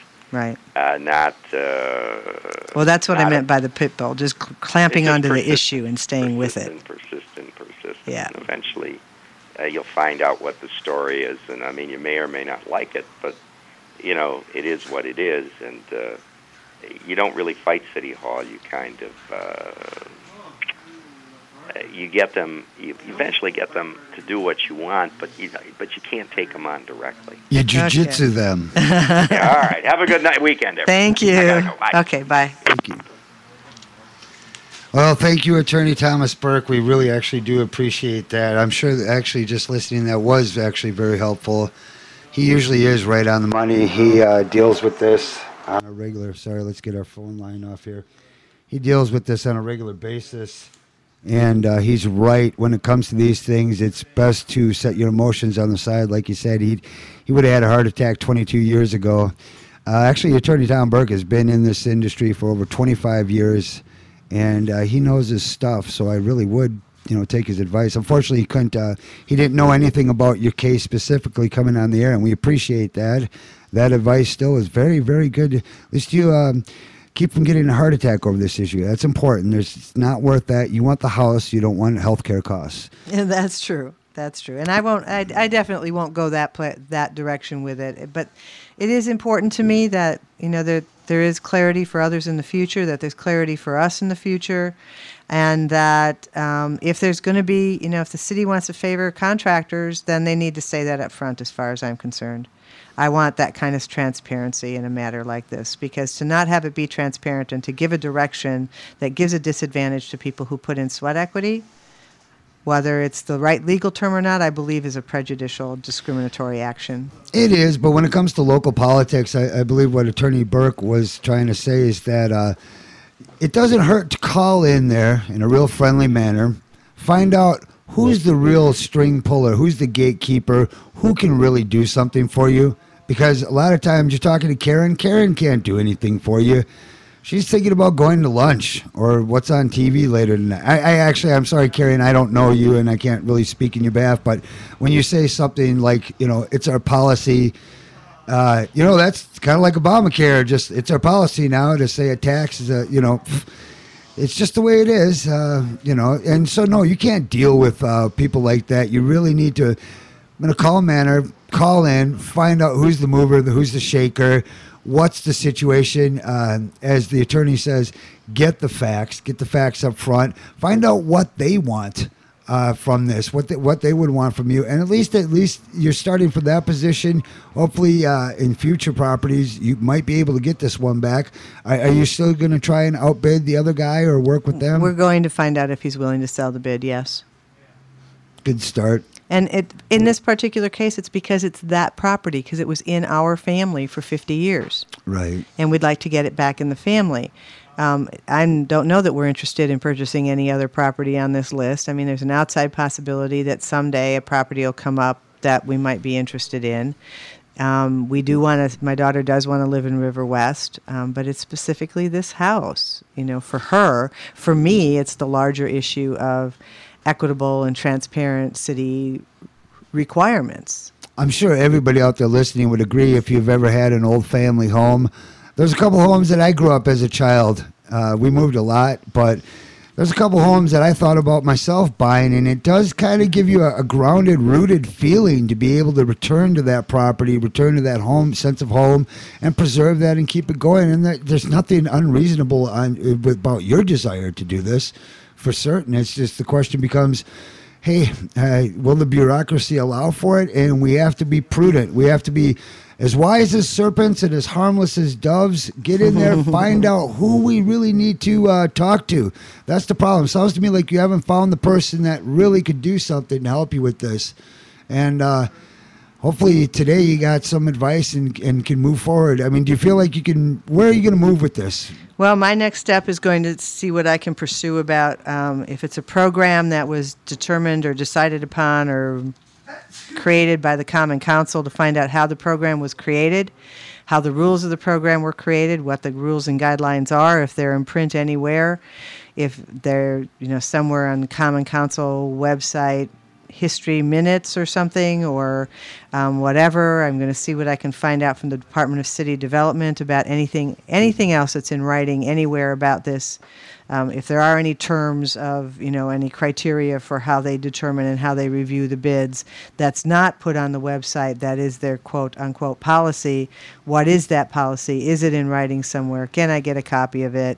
If it's not in writing anywhere, if it's just a totally arbitrary personal thing, then I have a really big issue with it, because then it's about the decisions of arbitrary decisions of one individual, which should not be the case in this kind of a situation. It's not like an individual selling their own home. It's not. We wish you well, Patricia. Thank you for everybody. I hope this was helpful to you. You might be in the same position. We're going to take a short break, and please feel free to come back on the show and, let us know how this progresses. I want to hear about it. Just come in. If you got 10 minutes, come on in the air. We're on Monday, Wednesday, Friday, 3:30 to 5, 3:30 to 6 on Fridays. And I'll try to get you some more experts in on this situation. I know a few more people I can call. And again, we're very grateful to Attorney Thomas Burke for just, coming in at the last moment there. And again, the number to call in is 414-935-2951. Unfortunately, we're going to end the interview with Patricia, but she will be back. And would you like to give out an email or something like that? If somebody would like to contact me about this situation, yes, sure. They can contact me at Patricia, PATRICIA, at lightly, LIGHTLY.com. Thank you, Patricia. When we come back, we're going to do an interview with David Rockefeller. Of course, it's satire, but I'm Michael Wordsworth. Talk to you in a minute. You're listening to RiverWestRadio.com.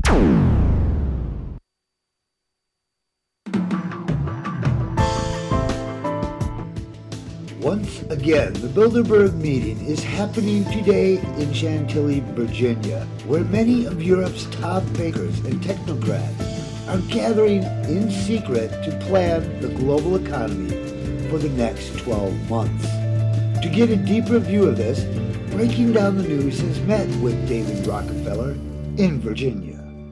Mr. Rockefeller, thank you for joining us. Yes, of course. I'm sure this is a big moment in your pathetic life as a news talk show host. Now, do you prefer that I call you Evil or just Mr. Rockefeller or David Evil Rockefeller? Ooh, that sounds good, yes. Call me David Evil Rockefeller. I like the sound of that. Very well, Mr. Evil Rockefeller. Now, Bilderberg, the not-so-secret meeting taking place this week... Now, hold on there a second. We are grateful to the Washington Post, Time Magazine, and other great publications whose directors have attended our meetings and respected their promises of discretion for almost 40 years.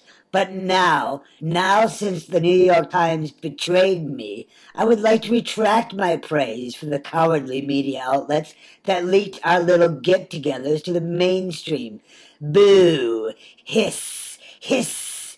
It would have been impossible for us to develop our plan for the world if we had been subjected to the lights of publicity during those years. But the world is more sophisticated and prepared to march toward a world government. The supranational sovereignty of an intellectual elite and world bankers is surely preferable to the national auto-determination practiced in past centuries. But Mr. Evil... That's David Evil Rockefeller to you. My apologies. No, you should get it right. You're a reporter for Lucifer's sake. Pardon me, David Evil Rockefeller. That's better. Normally, we hate to be forced out of the shadows, but some fat bastard keeps blowing a bullhorn at my hotel room all weekend, shouting, "The answer to 1984 is 1776 or something like that." I mean, what the Hades does that mean? Well, this unruly blowhard has got the people all up in arms. Well, yes, the people are revolting. They most certainly are. Pardon? The people, yes, they are most revolting. No, I meant the people are revolting against these secret meetings taking place now that the public has become aware of them. Oh, that. Well, of course, but they don't pay attention. They don't listen. Most don't even know who I am or what I do. That isn't true. Not of the young people these days. They don't see much of a future ahead of them because of men like you and the Bilderberg attendees. The younger generations are starting to really pay attention. Ah, but that is exactly why I created Justin Bieber. Made him out of some spare parts I had laying around. I would still say the tide is turning, and the people are waking up to your corrupt technocratic system. This present window of opportunity, during which a truly peaceful and independent world order might be built, will not be open for long. We are on the verge of a global transformation.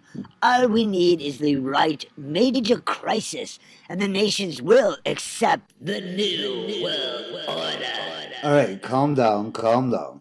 At this year's meeting of the Bilderbergers, you've got some big-time European heavyweights there. Dr. Joseph Ackerman, Angela Merkel, Herman Van Rompuy, all meeting with you to figure out what to do with the economy for the next 12 months.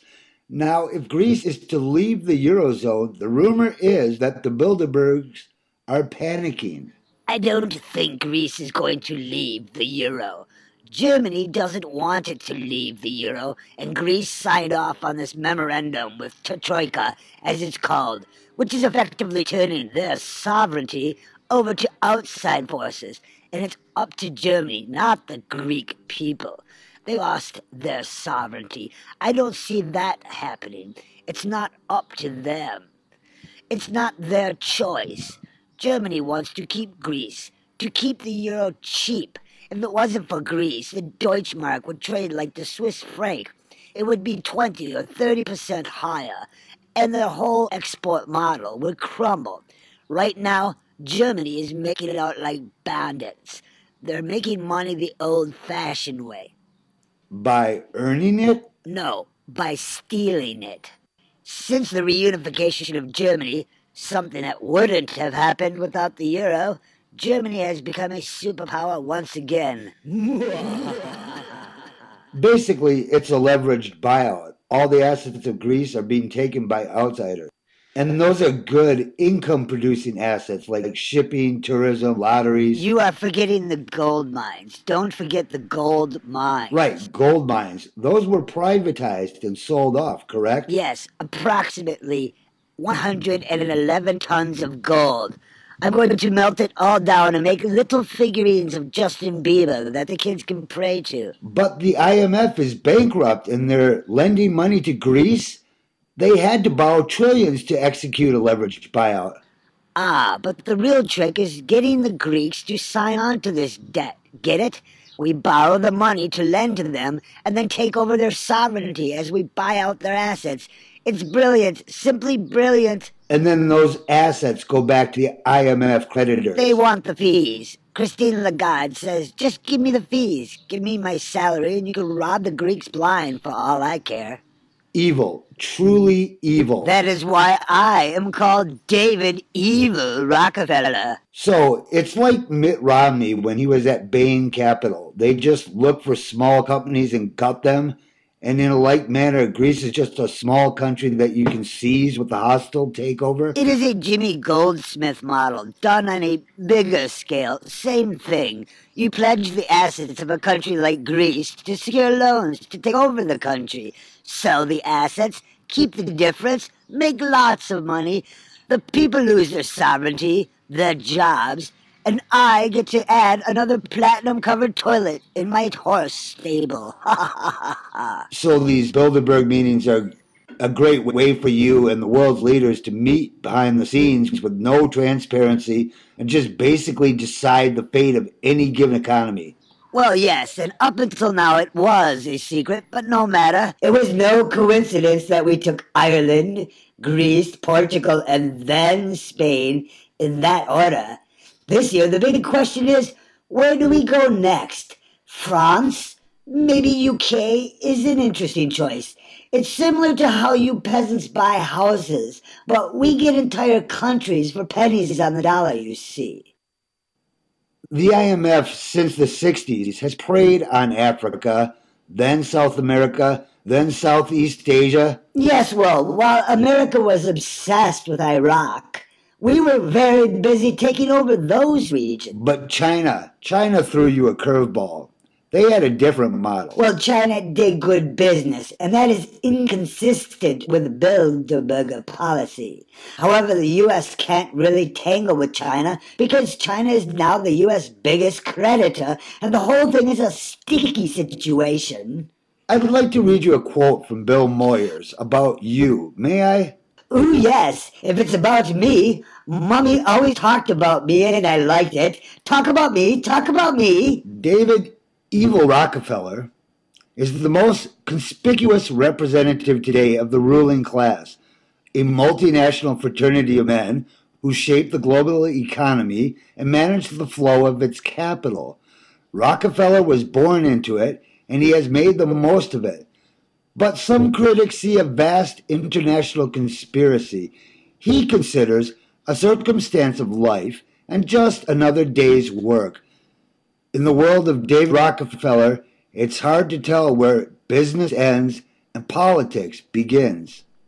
It is. It really is. Some days I wonder how history will look back on my takeover of the United States, and they will ask that very question and just don't know how I would answer even now. So you admit that you want to take over the United States? For more than a century, ideological extremists at either end of the political spectrum have seized upon well-publicized incidents, such as my encounter with Castro, to attack the Rockefeller family for inordinate influence they claim we wield over American political and economic institutions.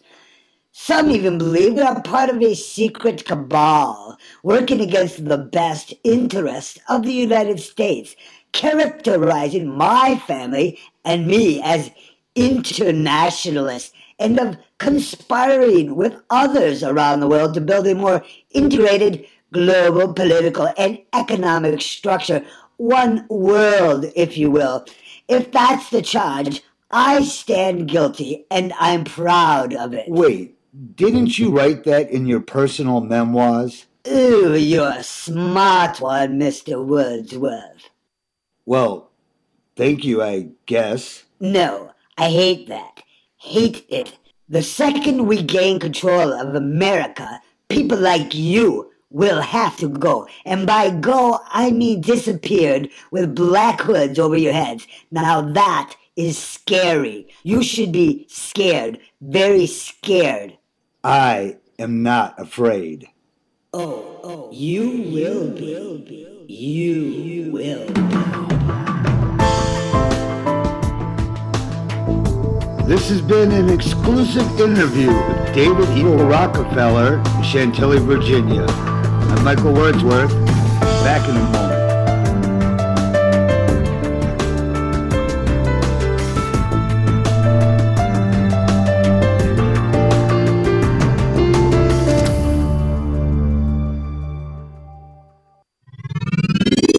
You're listening to RiverWestRadio.com.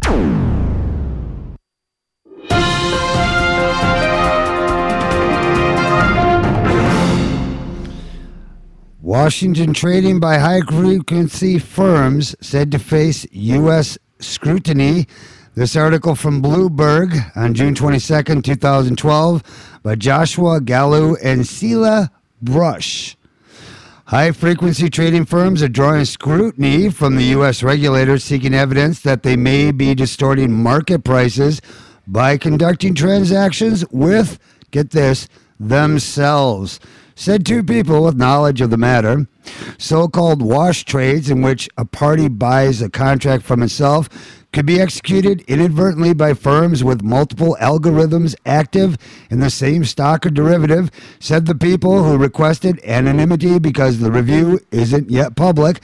Such trades, which can alter the price of shares if they are executed above or below market rates, would be illegal if deemed intentional efforts to manipulate stocks. The Securities and Exchange Commission and Commodity Futures Trading Commission have sharpened their focus on high-frequency and algorithmic trading since May 6, 2010, when about $862 billion was erased from stock values in 20 minutes before share prices recovered from the plunge. Regulators have expressed concerns that some firms and electronic exchanges don't have sufficient controls to prevent a range of events, from improper trades to programming glitches that could roil markets even when there is wrongdoing. High-frequency trading, in which computer algorithms are used to buy and sell stocks in fractions of a second, accounts for more than half of the equity trading volume. Getco LLC and Citadel LLC, both based in Chicago, and New York-based Virtu Financial LLC, are among the biggest automated trading firms out there. Exchange operators including NASDAQ OMX Group Inc. and New York Stock Exchange Euronext, have started services to help firms avoid accidental wash trades. Undesirable executions. Bats Global Market Inc. updated a service on its two exchanges last month to help users avoid, quote, undesirable executions against themselves, end quote. The Lenexa, Kansas-based exchange operators told the Securities Exchange Commission.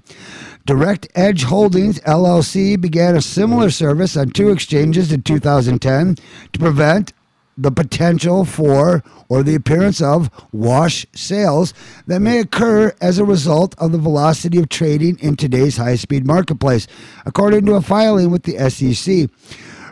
This quote from Gary Gensler, he said on June 22nd at a meeting of the agency's Technical Advisory Committee, to quote him, Regulators cannot assume that algorithms in the markets are always well designed, tested, and supervised.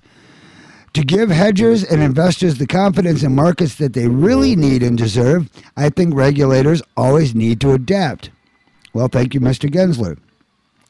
The broad definition: the CFTC has been considering issuing a so-called concept release, a step prior to a formal rulemaking which could lead to new testing, supervision, and oversight requirements for high-frequency and automated trading. At a meeting of a CFTC Advisory Committee on June 20th, representatives from GetCo, the New York Stock Exchange Euronext, and Deutsche Bank AG suggested that regulators adopt a broad definition of high-frequency trading to limit the potential for regulatory arbitrage. This quote from Deutsche Bank's Greg Wood, he said at the meeting, "We want to keep it easy to interpret and difficult to game. We deliberately did not want to define types of high-frequency trading strategies. Requiring registration and audits of automated trading algorithms would be a waste of regulators' resources because of the cost and complexity of establishing unique identifiers," a working group of the CFTC Advisory Committee said in a summary of its findings presented at the meeting.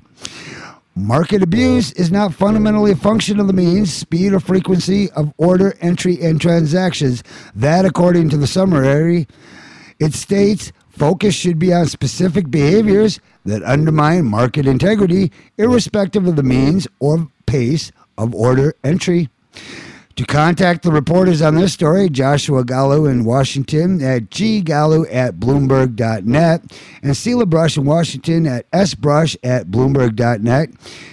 To contact the editor responsible for the story, that would be Maura Reynolds at mreynolds, spelled REYNOLDS 34 at bloomberg.net. I'm Michael Wordsworth, listening to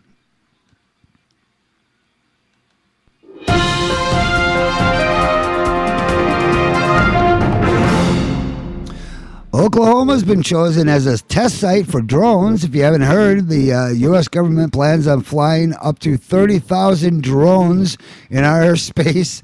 It's not good enough that we have them in Pakistan and the Middle East. No, now we need them here to spy on your how much water comes on your land, how many cows you have, anything. Why do we need these? We don't. But this article from NewsOK reports, you'll find it at newsok.com. Oklahoma chosen as test site for drones. Oklahoma is the first state to be chosen as a testing site for small unmanned aircraft systems, commonly called drones, to be used to help first responders, state and federal officials, announced Thursday. They always say that. To help the first responders, it's always for your care. The robotic aircraft to be tested will be used for purposes such as search and rescue efforts or responding to natural disasters such as tornadoes and fires, Governor Mary Fallin said. Drones for use by the military or police investigations will not be tested at the Oklahoma site, she also said. It is important for Oklahoma to be on the cutting edge of that research and technology and development and developing the type of skilled, educated workforce that will continue to help the industry grow. That's her quote. I don't believe it. I think it's an emerging police state. That's what these drones are really about, and they just have to set the precedent. It's always a matter of, oh, it's here to help you. Don't fear it. It's here for your own care. Well, 1 of 7 tests will be conducted in restricted airspace over Fort Sill near Lawton, said John Appleby, director of the U.S. Homeland Security Department's program for robotic aircraft for public safety. Oklahoma was 1 of 7 states considered for the testing program. The state's central location was a key factor because companies will be bringing aircraft to be tested, and public safety officials from across the country will be coming to observe and participate in the test, he said. Plenty of flying in days in Oklahoma also were a factor. Appleby added, Homeland Security is expected to spend about $1.4 million on the program in its first year of operations. Sig Heil, thank you, Homeland Security. That's what we need, the Führer land. No, I'm being facetious. People that listen to the show on a regular basis know that I detest the emerging police state. And the program that they're going to initiate in Oklahoma, start there as the testing site. It's expected to last at least 3 years. This quote also, it places Oklahoma in the top leadership position for unmanned aerial systems research. It will reap great benefits once again for our economy. Yeah, just like Solyndra would, right? Work is expected to begin this fall at the University Multispectral Laboratories Flight Center, which is affiliated with Oklahoma State University near Lawton, Fallon said. The Oklahoma National Guard, which often helps local and state agencies respond to disasters, also will be involved in the program. And this quote said Major General Miles Deering, the state's adjutant general, he states, "It's important that we have the absolute best tools available to protect life and property." Yeah, is it necessary that you have unmanned drones to do that? What next? Androids standing on the corner? Maybe, I heard a rumor they've even got robotic police officers capable of coming up to your car and asking you for license and proof of insurance. That would be... Well, in Oklahoma, they've chosen it as that state as the test site for these drones. Small unmanned aircraft systems will be tested to help first responders deal with natural disasters and other emergencies in the restricted airspace over Fort Sill near Lawton. Helping ground forces? Well, Deering, who at one point commanded 23,000 soldiers from several states that responded to destruction caused by Hurricane Katrina in 2005, said additional aerial surveillance would have helped save lives and direct forces on the ground in New Orleans. Well, that's a bunch of BS, isn't it now? I could go on and on why that statement is basically... the military went door to door in the high and dry areas of affluent neighborhoods and demanded that they hand over their guns. In America, when you have an emergency and a crisis, you can count on the government not bringing you water. That's right, they completely screwed up the water that they were supposed to bring to these people. The police were later, I forgot how many guys were charged with actual murders and looting themselves. Let's not forget that. And our own military, National Guard forces, went to American homes in American neighborhoods to seize their guns. They didn't go to any questionable... I mean, it's not good that they go into poor areas and take their guns either. In America, you have a right to have weapons, but it's just really... it's beyond bizarre. It's Twilight Zone.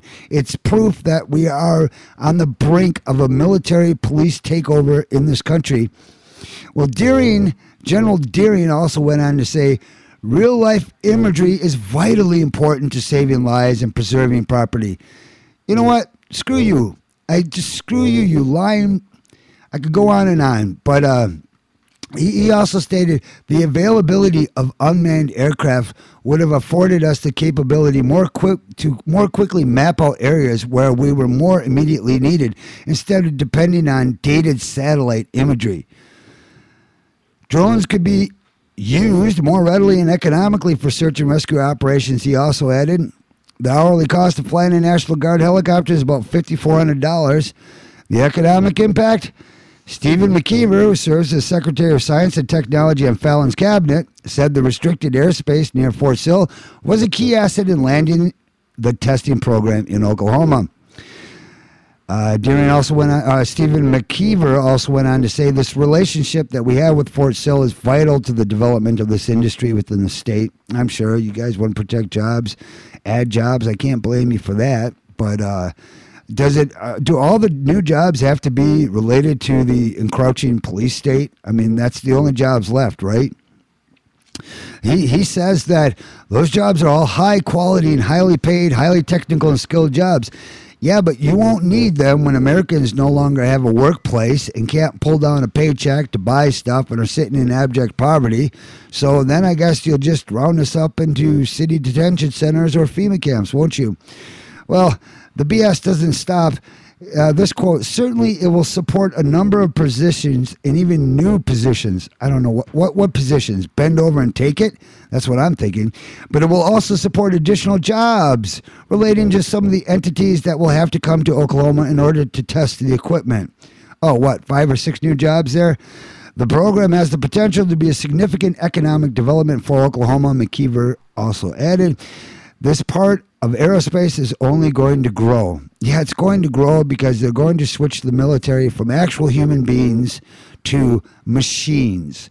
That's right. How else could you complete the takeover of the United States if by not replacing our valiant military, who, by the way, the majority of which would like to come home, do not agree with our foreign policy, and a great many of them are Ron Paul supporters. Don't believe me? Just check it out online. Check it out. For those of you that say you support the troops, please, what does that mean? Putting a yellow ribbon on your car and waving a flag on the 4th of July? I would put a challenge. Most of you don't even know why we fought the Revolutionary War, what freedom actually is, or how does the Constitution and Bill of Rights actually keep tyranny at bay. It's time to get aware, time to get informed. When I come back, I'm going to read more news. Always with the news here. That's what we are, breaking down the news. I'm Michael Wordsworth with Wordsworth Listening To. Back in a moment. You're listening to RiverWestRadio.com.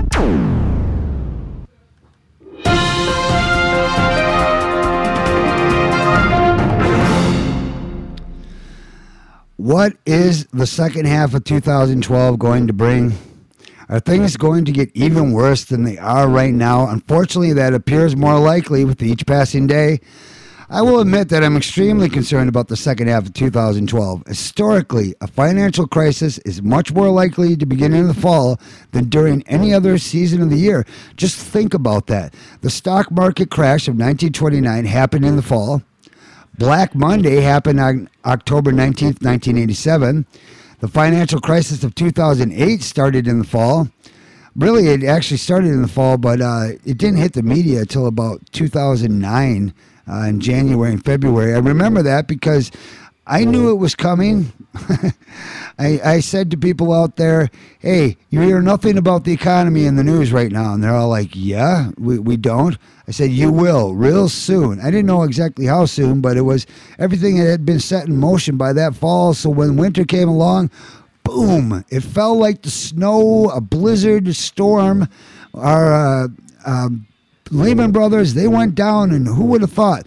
I guess they weren't too big to fail, but all these banks are definitely too big to bail. There just seems to be something about the fall that brings out the worst in financial markets, but of course there is not a stock market crash every year. So are there specific reasons why we should be extremely concerned about what's coming this year? Yes, there are. The ingredients for a perfect storm are slowly coming together, and in the months ahead, we could very well see the next wave of economic collapse strike.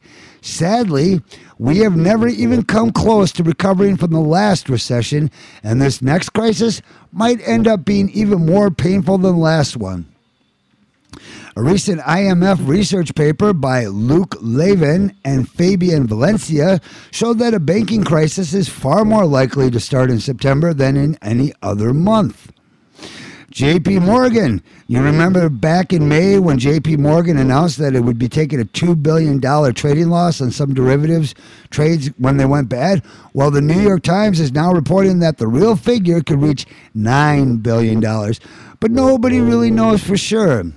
At some point, is JP Morgan going to need a bailout? If so, what is that going to do to the U.S. financial system? Derivatives? Oh, they're looming over our head. Last week, Moody's downgraded the credit ratings of 15 major global banks. As a result, a number of them have been required to post billions of dollars in additional collateral against derivatives exposure. This quote, Citigroup's two-notch long-term rating downgrade from A3 to Baa2, that's just their complicated system they have, could have led to a U.S. $500 million loss in additional liquidity and funding demands due to derivative triggers and exchange margin requirements, according to the bank's 10Q regulatory filing at the end of the first quarter.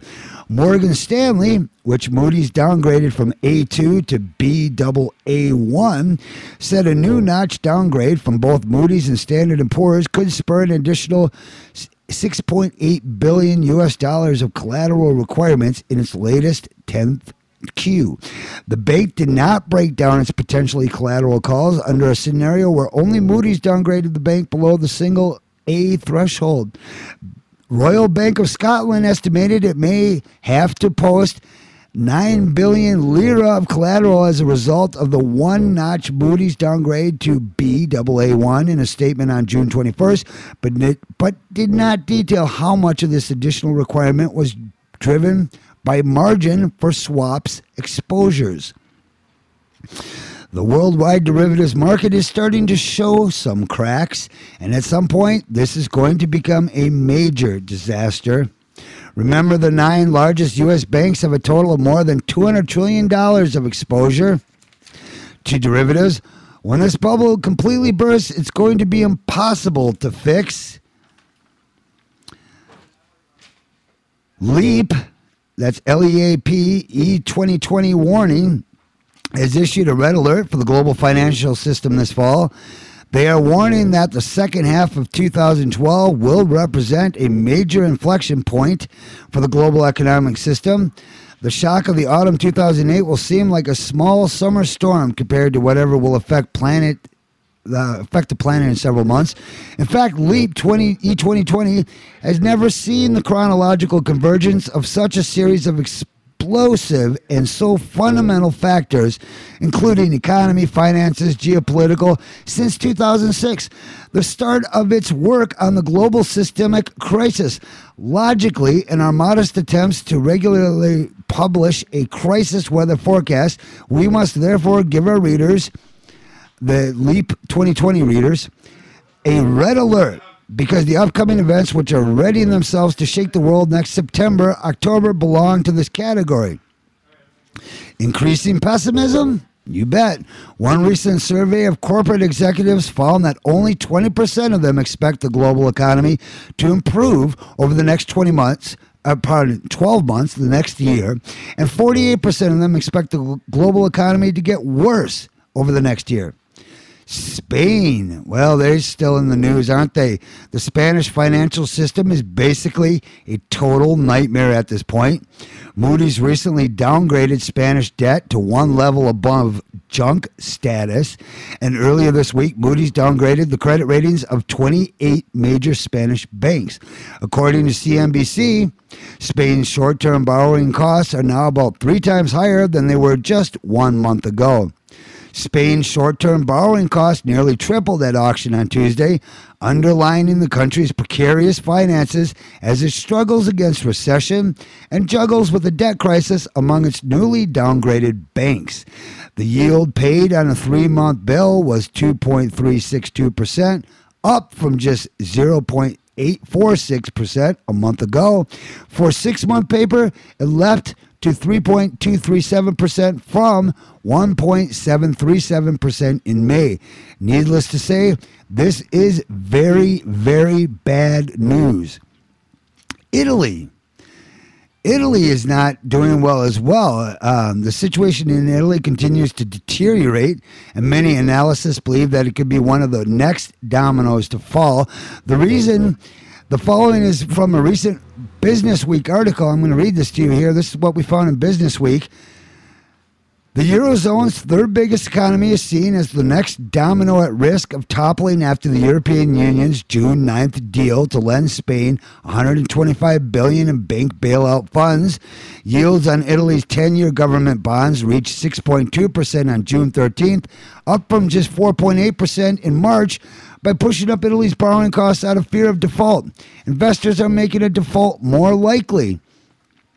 A recent Fortune article details some of the economic fundamentals that have so many economists deeply concerned about the Italian economy right now. And you know my joke about economists, what they say, they're paid to be wrong 2/3 of the time.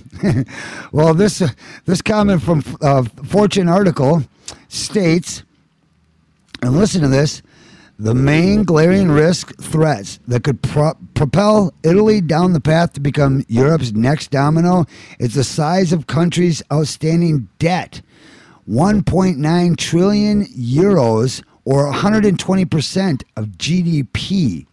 The mountain of debt it has to roll over in the next 12 months, which is nearly 400 billion euros, and the market's cracking credibility around Prime Minister Mario Monti's ability to reduce the country's fiscal footprint and spur growth. Further fear around Italy's credit worthiness, which was recently been expressed by near cycle highs in sovereign CDS spreads and government yields on the 10-year bond, follows some rather glaring negative fundamentals over recent quarters and years. Declining GDP over the last 3 consecutive quarters, a rising unemployment rate, especially amongst its youth, deterioration in labor market competitiveness, and increased competition for export goods to its key trading partners. Well, Spain, Italy, it's Greece too. They're on the ropes. We know that. Well, at least you should know that. I've reported on it enough, but I have to continue. The financial nightmare that is unfolding in Greece. Unemployment has soared past the 20% mark. Youth unemployment is above 50%. The Greek economy has contracted by close to 25% over the past 4 years, and now Greek politicians are saying that a third bailout package might be necessary.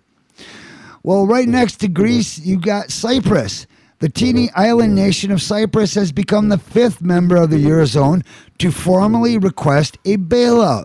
This is yet another sign that the Eurozone is rapidly falling apart. But who's holding together really well? The Germans. That's right.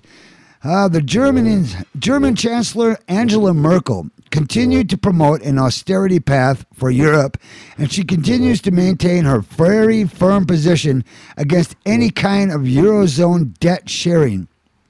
Merkel, speaking to a conference in Berlin today as Spain announced it would formally seek aid for its banks, dismissed Euro bonds, Euro bills, and European deposit insurance with joint liability, and much more as economically wrong and counterproductive, she said, saying that they ran against the German constitution.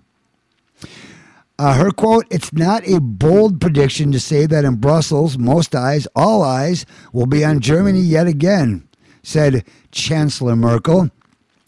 She continued to say, "I say quite openly, when I think of the summit on Thursday, I'm concerned that once again the discussion will be far too much about all kinds of ideas for joint liability and far too little about improved oversight and structural measures." In fact, Merkel says that there will be no Eurobonds, quote, "as long as she lives." This means there will be no quick fix for the problems that are unfolding in Europe. Bank runs are happening there every single day. Hundreds of billions of dollars being pulled out of banks in Southern Europe. Much of that money is being transferred to banks in Northern Europe. In a previous article, an extremely alarming quote from CNBC noted about the unfolding banking crisis in Europe. Listen to this. This is from CNBC. Financial advisors and private bankers whose clients have accounts too large to be covered by a Europe-wide guarantee on deposits up to 100,000 euros, which is equal to about 125,000 US dollars, are reporting a bank run by wire transfer that is picked up during May. That's kind of great, huh? You don't have to go down to the bank and actually get it. You just wire in the transfer money, and I guess you stay at home and there. Much of this money is headed north to banks in London, Frankfurt, and Geneva, financial advisors say, said Lauren Baring, managing director at B Capital, a Geneva-based pan-European wealth management firm. She says, quote, "It's been an ongoing process, but it certainly picked up a pace a couple weeks ago. We believe there is a continuous 2 to 3 year bank run by wire transfer. How long can these bank runs continue before banking systems start to collapse? Well, preparations for the collapse of the Eurozone have begun. As I mentioned earlier, the smart money has already written off Southern Europe. All over the continent, major financial institutions are preparing for the worst. For example, just check out what Visa Europe is doing. Visa Europe is holding weekly meetings to discuss scenarios in the event the Eurozone collapses, joining other companies that are preparing for a potential breakup of the currency bloc. Chief Commercial Officer Steve Perry said Tuesday that the management at the UK-based credit card company meets weekly to explore various possible outcomes, including, get this, a total collapse of the Eurozone. Global lending is slowing down. All over the globe, the flow of credit is beginning to freeze up. In fact, the Bank for International Settlements says that the worldwide lending is contracting at the fastest pace since the financial crisis of 2008. Also, sophisticated cyber attacks on banks are happening more and more. It's being reported that very sophisticated hackers have successfully raided dozens of banks in Europe. So far, it's being estimated that they have stolen 60 million euros. 60 million euro has been stolen from bank accounts in a massive cyber bank raid after fraudsters raided dozens of financial institutions around the world. According to a joint report by software security firm McAfee and Guardian Analytics, more than 60 firms have suffered from what it has called an insider level of understanding. What happens someday if we wake up and all the money in the banks is gone? U.S. municipal bankruptcies are happening. All over the United States, there are cities and towns on the verge of financial disaster. This week, Stockton, California became the largest U.S. city to ever declare bankruptcy. But the reality is that this is only just the beginning of the municipal debt crisis. Stockton, California said it will file for bankruptcy after talks with bondholders and labor unions failed, making the agricultural center the biggest U.S. city to seek court protection from creditors. The city is fiscally insolvent and must seek Chapter 9 bankruptcy protection, Stockton said in a statement released yesterday after its council voted 6-1 to adopt a spending plan for operating under bankruptcy protection. And then let's not forget the recent Obamacare decision. How will that affect the situation here at the U.S. economy? Well, the U.S. economy is already a complete total mess. And now the Obamacare decision is going to throw a huge wet blanket on it. All over America, small business owners are saying that they are going to have to let some workers go because they cannot afford to keep them all under Obamacare. It would be hard to imagine a more job-killing law than Obamacare. And now the Supreme Court decision has finally been announced. We're going to see many businesses making some really hard decisions, without a doubt. And then we have the U.S. election coming up. It is being reported that Barack Obama is putting together an army of thousands of lawyers to deal with any disputes that arise over voting procedures or results. It certainly looks like this upcoming election is going to be extremely close, and there is potential that we could end up facing another Bush versus Gore scenario where the fate of the presidency is determined in court. This campaign season is likely to be exceptionally nasty, and I fear that what may happen if there is not a decisive winner on Election Day, the possibility of significant civil unrest is certainly there. We definitely live in interesting times, don't we? Personally, I'm deeply concerned about the September, October, November timeframe. The other day, Joe Biden delivered a speech in which he made the following statement. He said, it's a depression for millionaires. I'm sorry, not millionaires. It will be soon, but that would be a little premature to say that. His actual quote from Joe Biden, apologize, not Mitt. This is from Joe Biden. It's a depression for millions and millions of Americans. Well, thanks, Joe. Is the economy recovering, or is Joe Biden telling the truth for 2 seconds here? Typically, I wouldn't believe him, but when he says it's a depression for millions and millions of Americans, in this case, he's actually right. And what Biden said was correct. Millions of Americans are out of work right now, and millions of Americans have fallen out of the middle class in recent years. If you have lost everything, it does feel like you are living through a depression. When people lose everything, they tend to get desperate. And desperate people do desperate things, especially when they are angry. A whole host of recent opinion polls have shown that anger and frustration in the United States are rising to unprecedented levels. The ingredients are certainly there for an explosion. Someone just needs to come along and light the fuse. We truly do live in frightening times. Let us hope for the best, but let us also prepare for the worst. I'm Michael Wordsworth. These are words worth listening to. Back in a minute. You're listening to RiverWestRadio.com. Are you tired of commercials always telling you that you're tired? When you know you're tired because you wake up early and go to bed late, and every moment in between is spent trying to figure out how you're going to make the next dollar. Well, you're not alone. Millions of Americans are walking around in a sleep-deprived, zombie-like state, amplified by psych meds and pharmaceuticals found in the drinking water. So just be glad you're not one of them, unless you are, in which case I'm sorry you had to hear this. But wait, there's more. If we keep at this current pace, we will surely lose our democratic republic and soon be standing in food lines for the poisonous rations the new totalitarian government will hand out. Don't delay, get involved, get informed.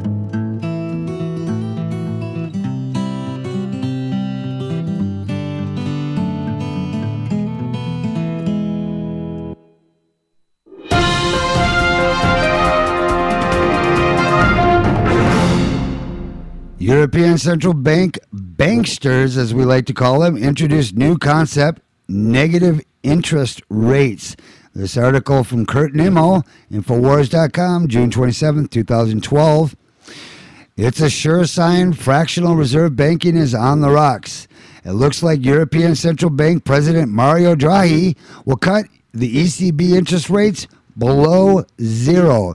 In other words, instead of realizing a return by holding money in a bank, albeit at a minuscule 0.25%, as the Fed currently does, the ECB will charge institutional customers to use their money. Go figure. But here's the logic. According to Bloomberg, if the deposit rate was cut to zero or lower, it would discourage banks from parking excess liquidity with the ECB overnight, potentially prompting them to lend the cash instead. Almost 800 billion euros, that's $1 trillion US dollars, is being deposited with the ECB each day. On the other hand, a deposit rate could hurt banks' profitability by lowering money market rates, potentially hampering credit supply to companies and households and reducing banks' incentive to lend to other financial institutions. In fact, the blood-sucking vampire squid, otherwise known as Goldman Sachs, admits this scheme is nothing more than smoke and mirrors designed to boost short-term confidence. The quote, they say, by demonstrating its willingness to play a part in sustaining the euro, the ECB may hope to boost confidence in the current fragile environment. That's an explanation from Goldman Sachs. What does SilverDoctors.com make in their remark? They state, nothing like the smell of desperation in the morning. That's a quote from, remember Apocalypse Now, where the guy comes out and says, nothing like the smell of napalm in the morning. Well, it's kind of cute. They added from SilverDoctors.com, nothing like the smell of desperation in the morning. Or something worse, a big flat red flag indicating that the bond market is dead in the water and the global economy is headed for uncharted territory. Back in August 2011, the usually prescient Zero Hedge made the following comment when the Bank of New York announced it would charge institutional clients to hold their money. This quote from Zero Hedge, this is nothing short of outright terrorism to get everyone out of cash and into fiat-based Ponzi products, such as short-term bills. Indeed, as was reported earlier, the 3-month bill just hit zero. But you ain't seen nothing yet, folks, as Credit Suisse strategist Ira Jersey reports, courtesy of Bloomberg. If this is true, then we were likely to see short-end interest rates actually go negative. By what degree depends on who else follows and how much money is involved. Q, unpredictable consequences of a totally broken bond market. What happens next will likely make the market dislocations following Lehman like a breezy walk in the park. Can you imagine that?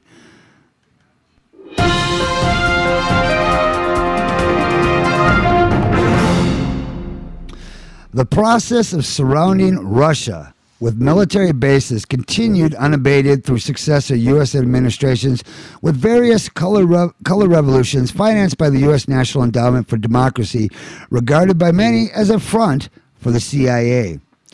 Washington even attempted to install a Washington-controlled government in Ukraine and did succeed in this effort in former Soviet Georgia, the birthplace of Joseph Stalin. The president of Georgia, a country located between the Black Sea and the Caspian Sea, is a Washington puppet. Recently, he announced that former Soviet Georgia is on schedule to become a NATO member in 2014. Those old enough to remember know that NATO, the North Atlantic Treaty Organization, was an alliance between Western Europe and the U.S. against the threat of the Red Army overrunning the Western Europe. The North Atlantic is a long, long ways from the Black and Caspian Seas. What is the purpose of Georgia being a NATO member except to give Washington a military base on the Russian underbelly? The evidence is simply overwhelming that Washington, both parties, Republicans and Democrats, have Russia and China targeted. Whether the purpose is to destroy both countries or merely to render them unable to oppose Washington's world hegemony is unclear at this time. Regardless of the purpose, nuclear war is the likely outcome. The prostitute American press pretends that an evil Syrian government is murdering innocent citizens who only want democracy. And if the UN won't intervene militarily, the U.S. must in order to save human rights. It's always human rights, isn't it? Russia and China are vilified by U.S. functionaries for opposing any pretext for a NATO invasion of Syria.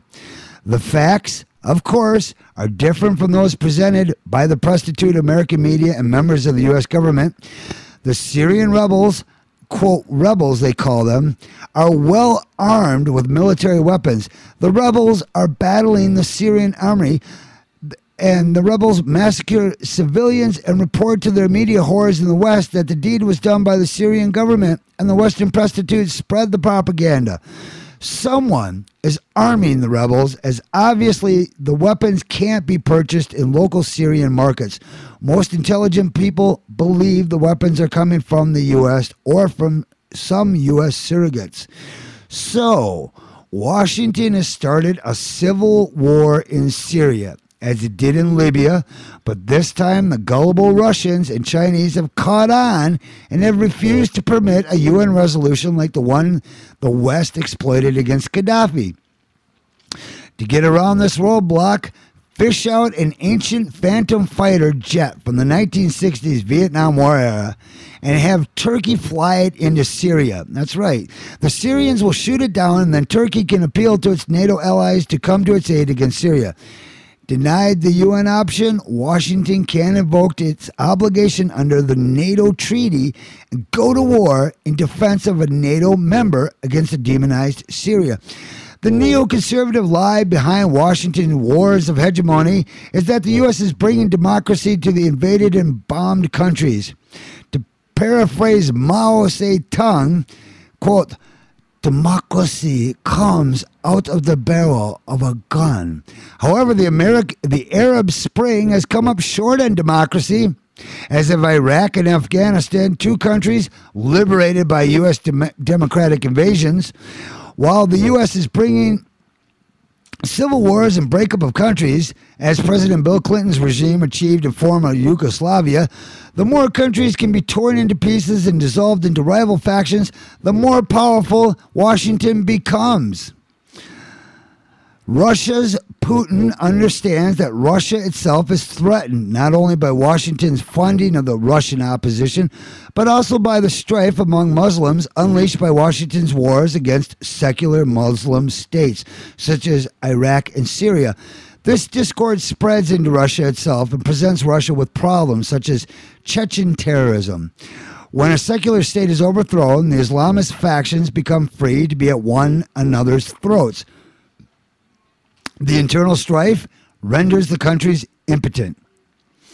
The West always prevails in the Middle East because the Islamist factions hate one another more than they hate their Western conquerors. Thus, when Washington destroys secular, non-Islamist governments, as in Iraq and now targeted in Syria, the Islamists emerge and battle one another for supremacy. This suits Washington and Israel as these states cease to be coherent opponents. Russia is vulnerable because Putin, demonized by Washington and the U.S. media, and because Putin's Russian opposition is financed by Washington and serves U.S., not Russian interests. The turmoil that Washington is unleashing in Muslim states leaks back to Russia's Muslim populations. It has proved to be more difficult for Washington to interfere in China's internal affairs. Although discord has been sowed in some provinces, several years from now, the Chinese economy is expected to exceed in size of the U.S. economy, with an Asian power displacing a Western one as the world's most powerful economy. Washington is deeply disturbed by this prospect. In the thrall and under the control of Wall Street and other special interest business groups, Washington is unable to rescue the U.S. economy from its decline. The short-run gambling profits of Wall Street, the war profits of the military security complex, and the profits from offshoring the production of goods and services for U.S. markets have far more representation in Washington than the well-being of us, the U.S. citizens. As the U.S. economy sinks, the Chinese economy rises. Washington's response is to militarize the Pacific. The U.S. Secretary of State has declared the South China Sea to be an area of American national interest. The U.S. is wooing the Philippine government, playing the China threat card, and working on getting the U.S. Navy invited back to its former base at Subic Bay. Recently, there were joint U.S.-Philippine military naval exercises against the China threat. The U.S. Navy is reallocating fleets to the Pacific Ocean and constructing a new naval base on a South Korean island. U.S. Marines are now based in Australia and are being relocated from Japan to other Asian countries. The Chinese, they're not stupid. They understand that Washington is attempting to corral China. For a country incapable of occupying Iraq after 8 years and incapable of occupying Afghanistan after 11 years, to simultaneously take on two nuclear powers is an act of insanity. The hubris in Washington, fed daily by the crazed neocons, despite extraordinary failure in Iraq and Afghanistan, has now targeted formidable powers, Russia and China. Are they nuts? The world has never in its entire history witnessed such idiocy. The psychopaths, sociopaths, and morons who prevail in Washington are leading the world to destruction. How else can I put it? The criminally insane government in Washington, regardless whether Democrat or Republican, regardless of the outcome of the next election, is the greatest threat to life on earth that has ever existed. Moreover, the only financing the Washington criminals have is the printing press. In a subsequent column, the U.S. economy, it was stated, will complete its collapse before the war criminals in Washington can destroy the world. I'm Michael Wordsworth. We're going to pull out of here. Thank you for joining us on this Friday edition. Here, it is a hot day in Milwaukee, and actually we're kind of enjoying it. What I got, 84 degrees? Just go outside, look, it's hot. Hopefully a lot of you make it down to Summerfest tonight. I'm going to try it myself. Till then, take care. We're out of here. Keep cool and keep listening, please. Check the archives at riverwestradio.com/breaking down the news. You'll find them under the shows. All the shows here are archived. All right, folks, we're out of here. Good day to you. Good evening, Mr. and Mrs. America.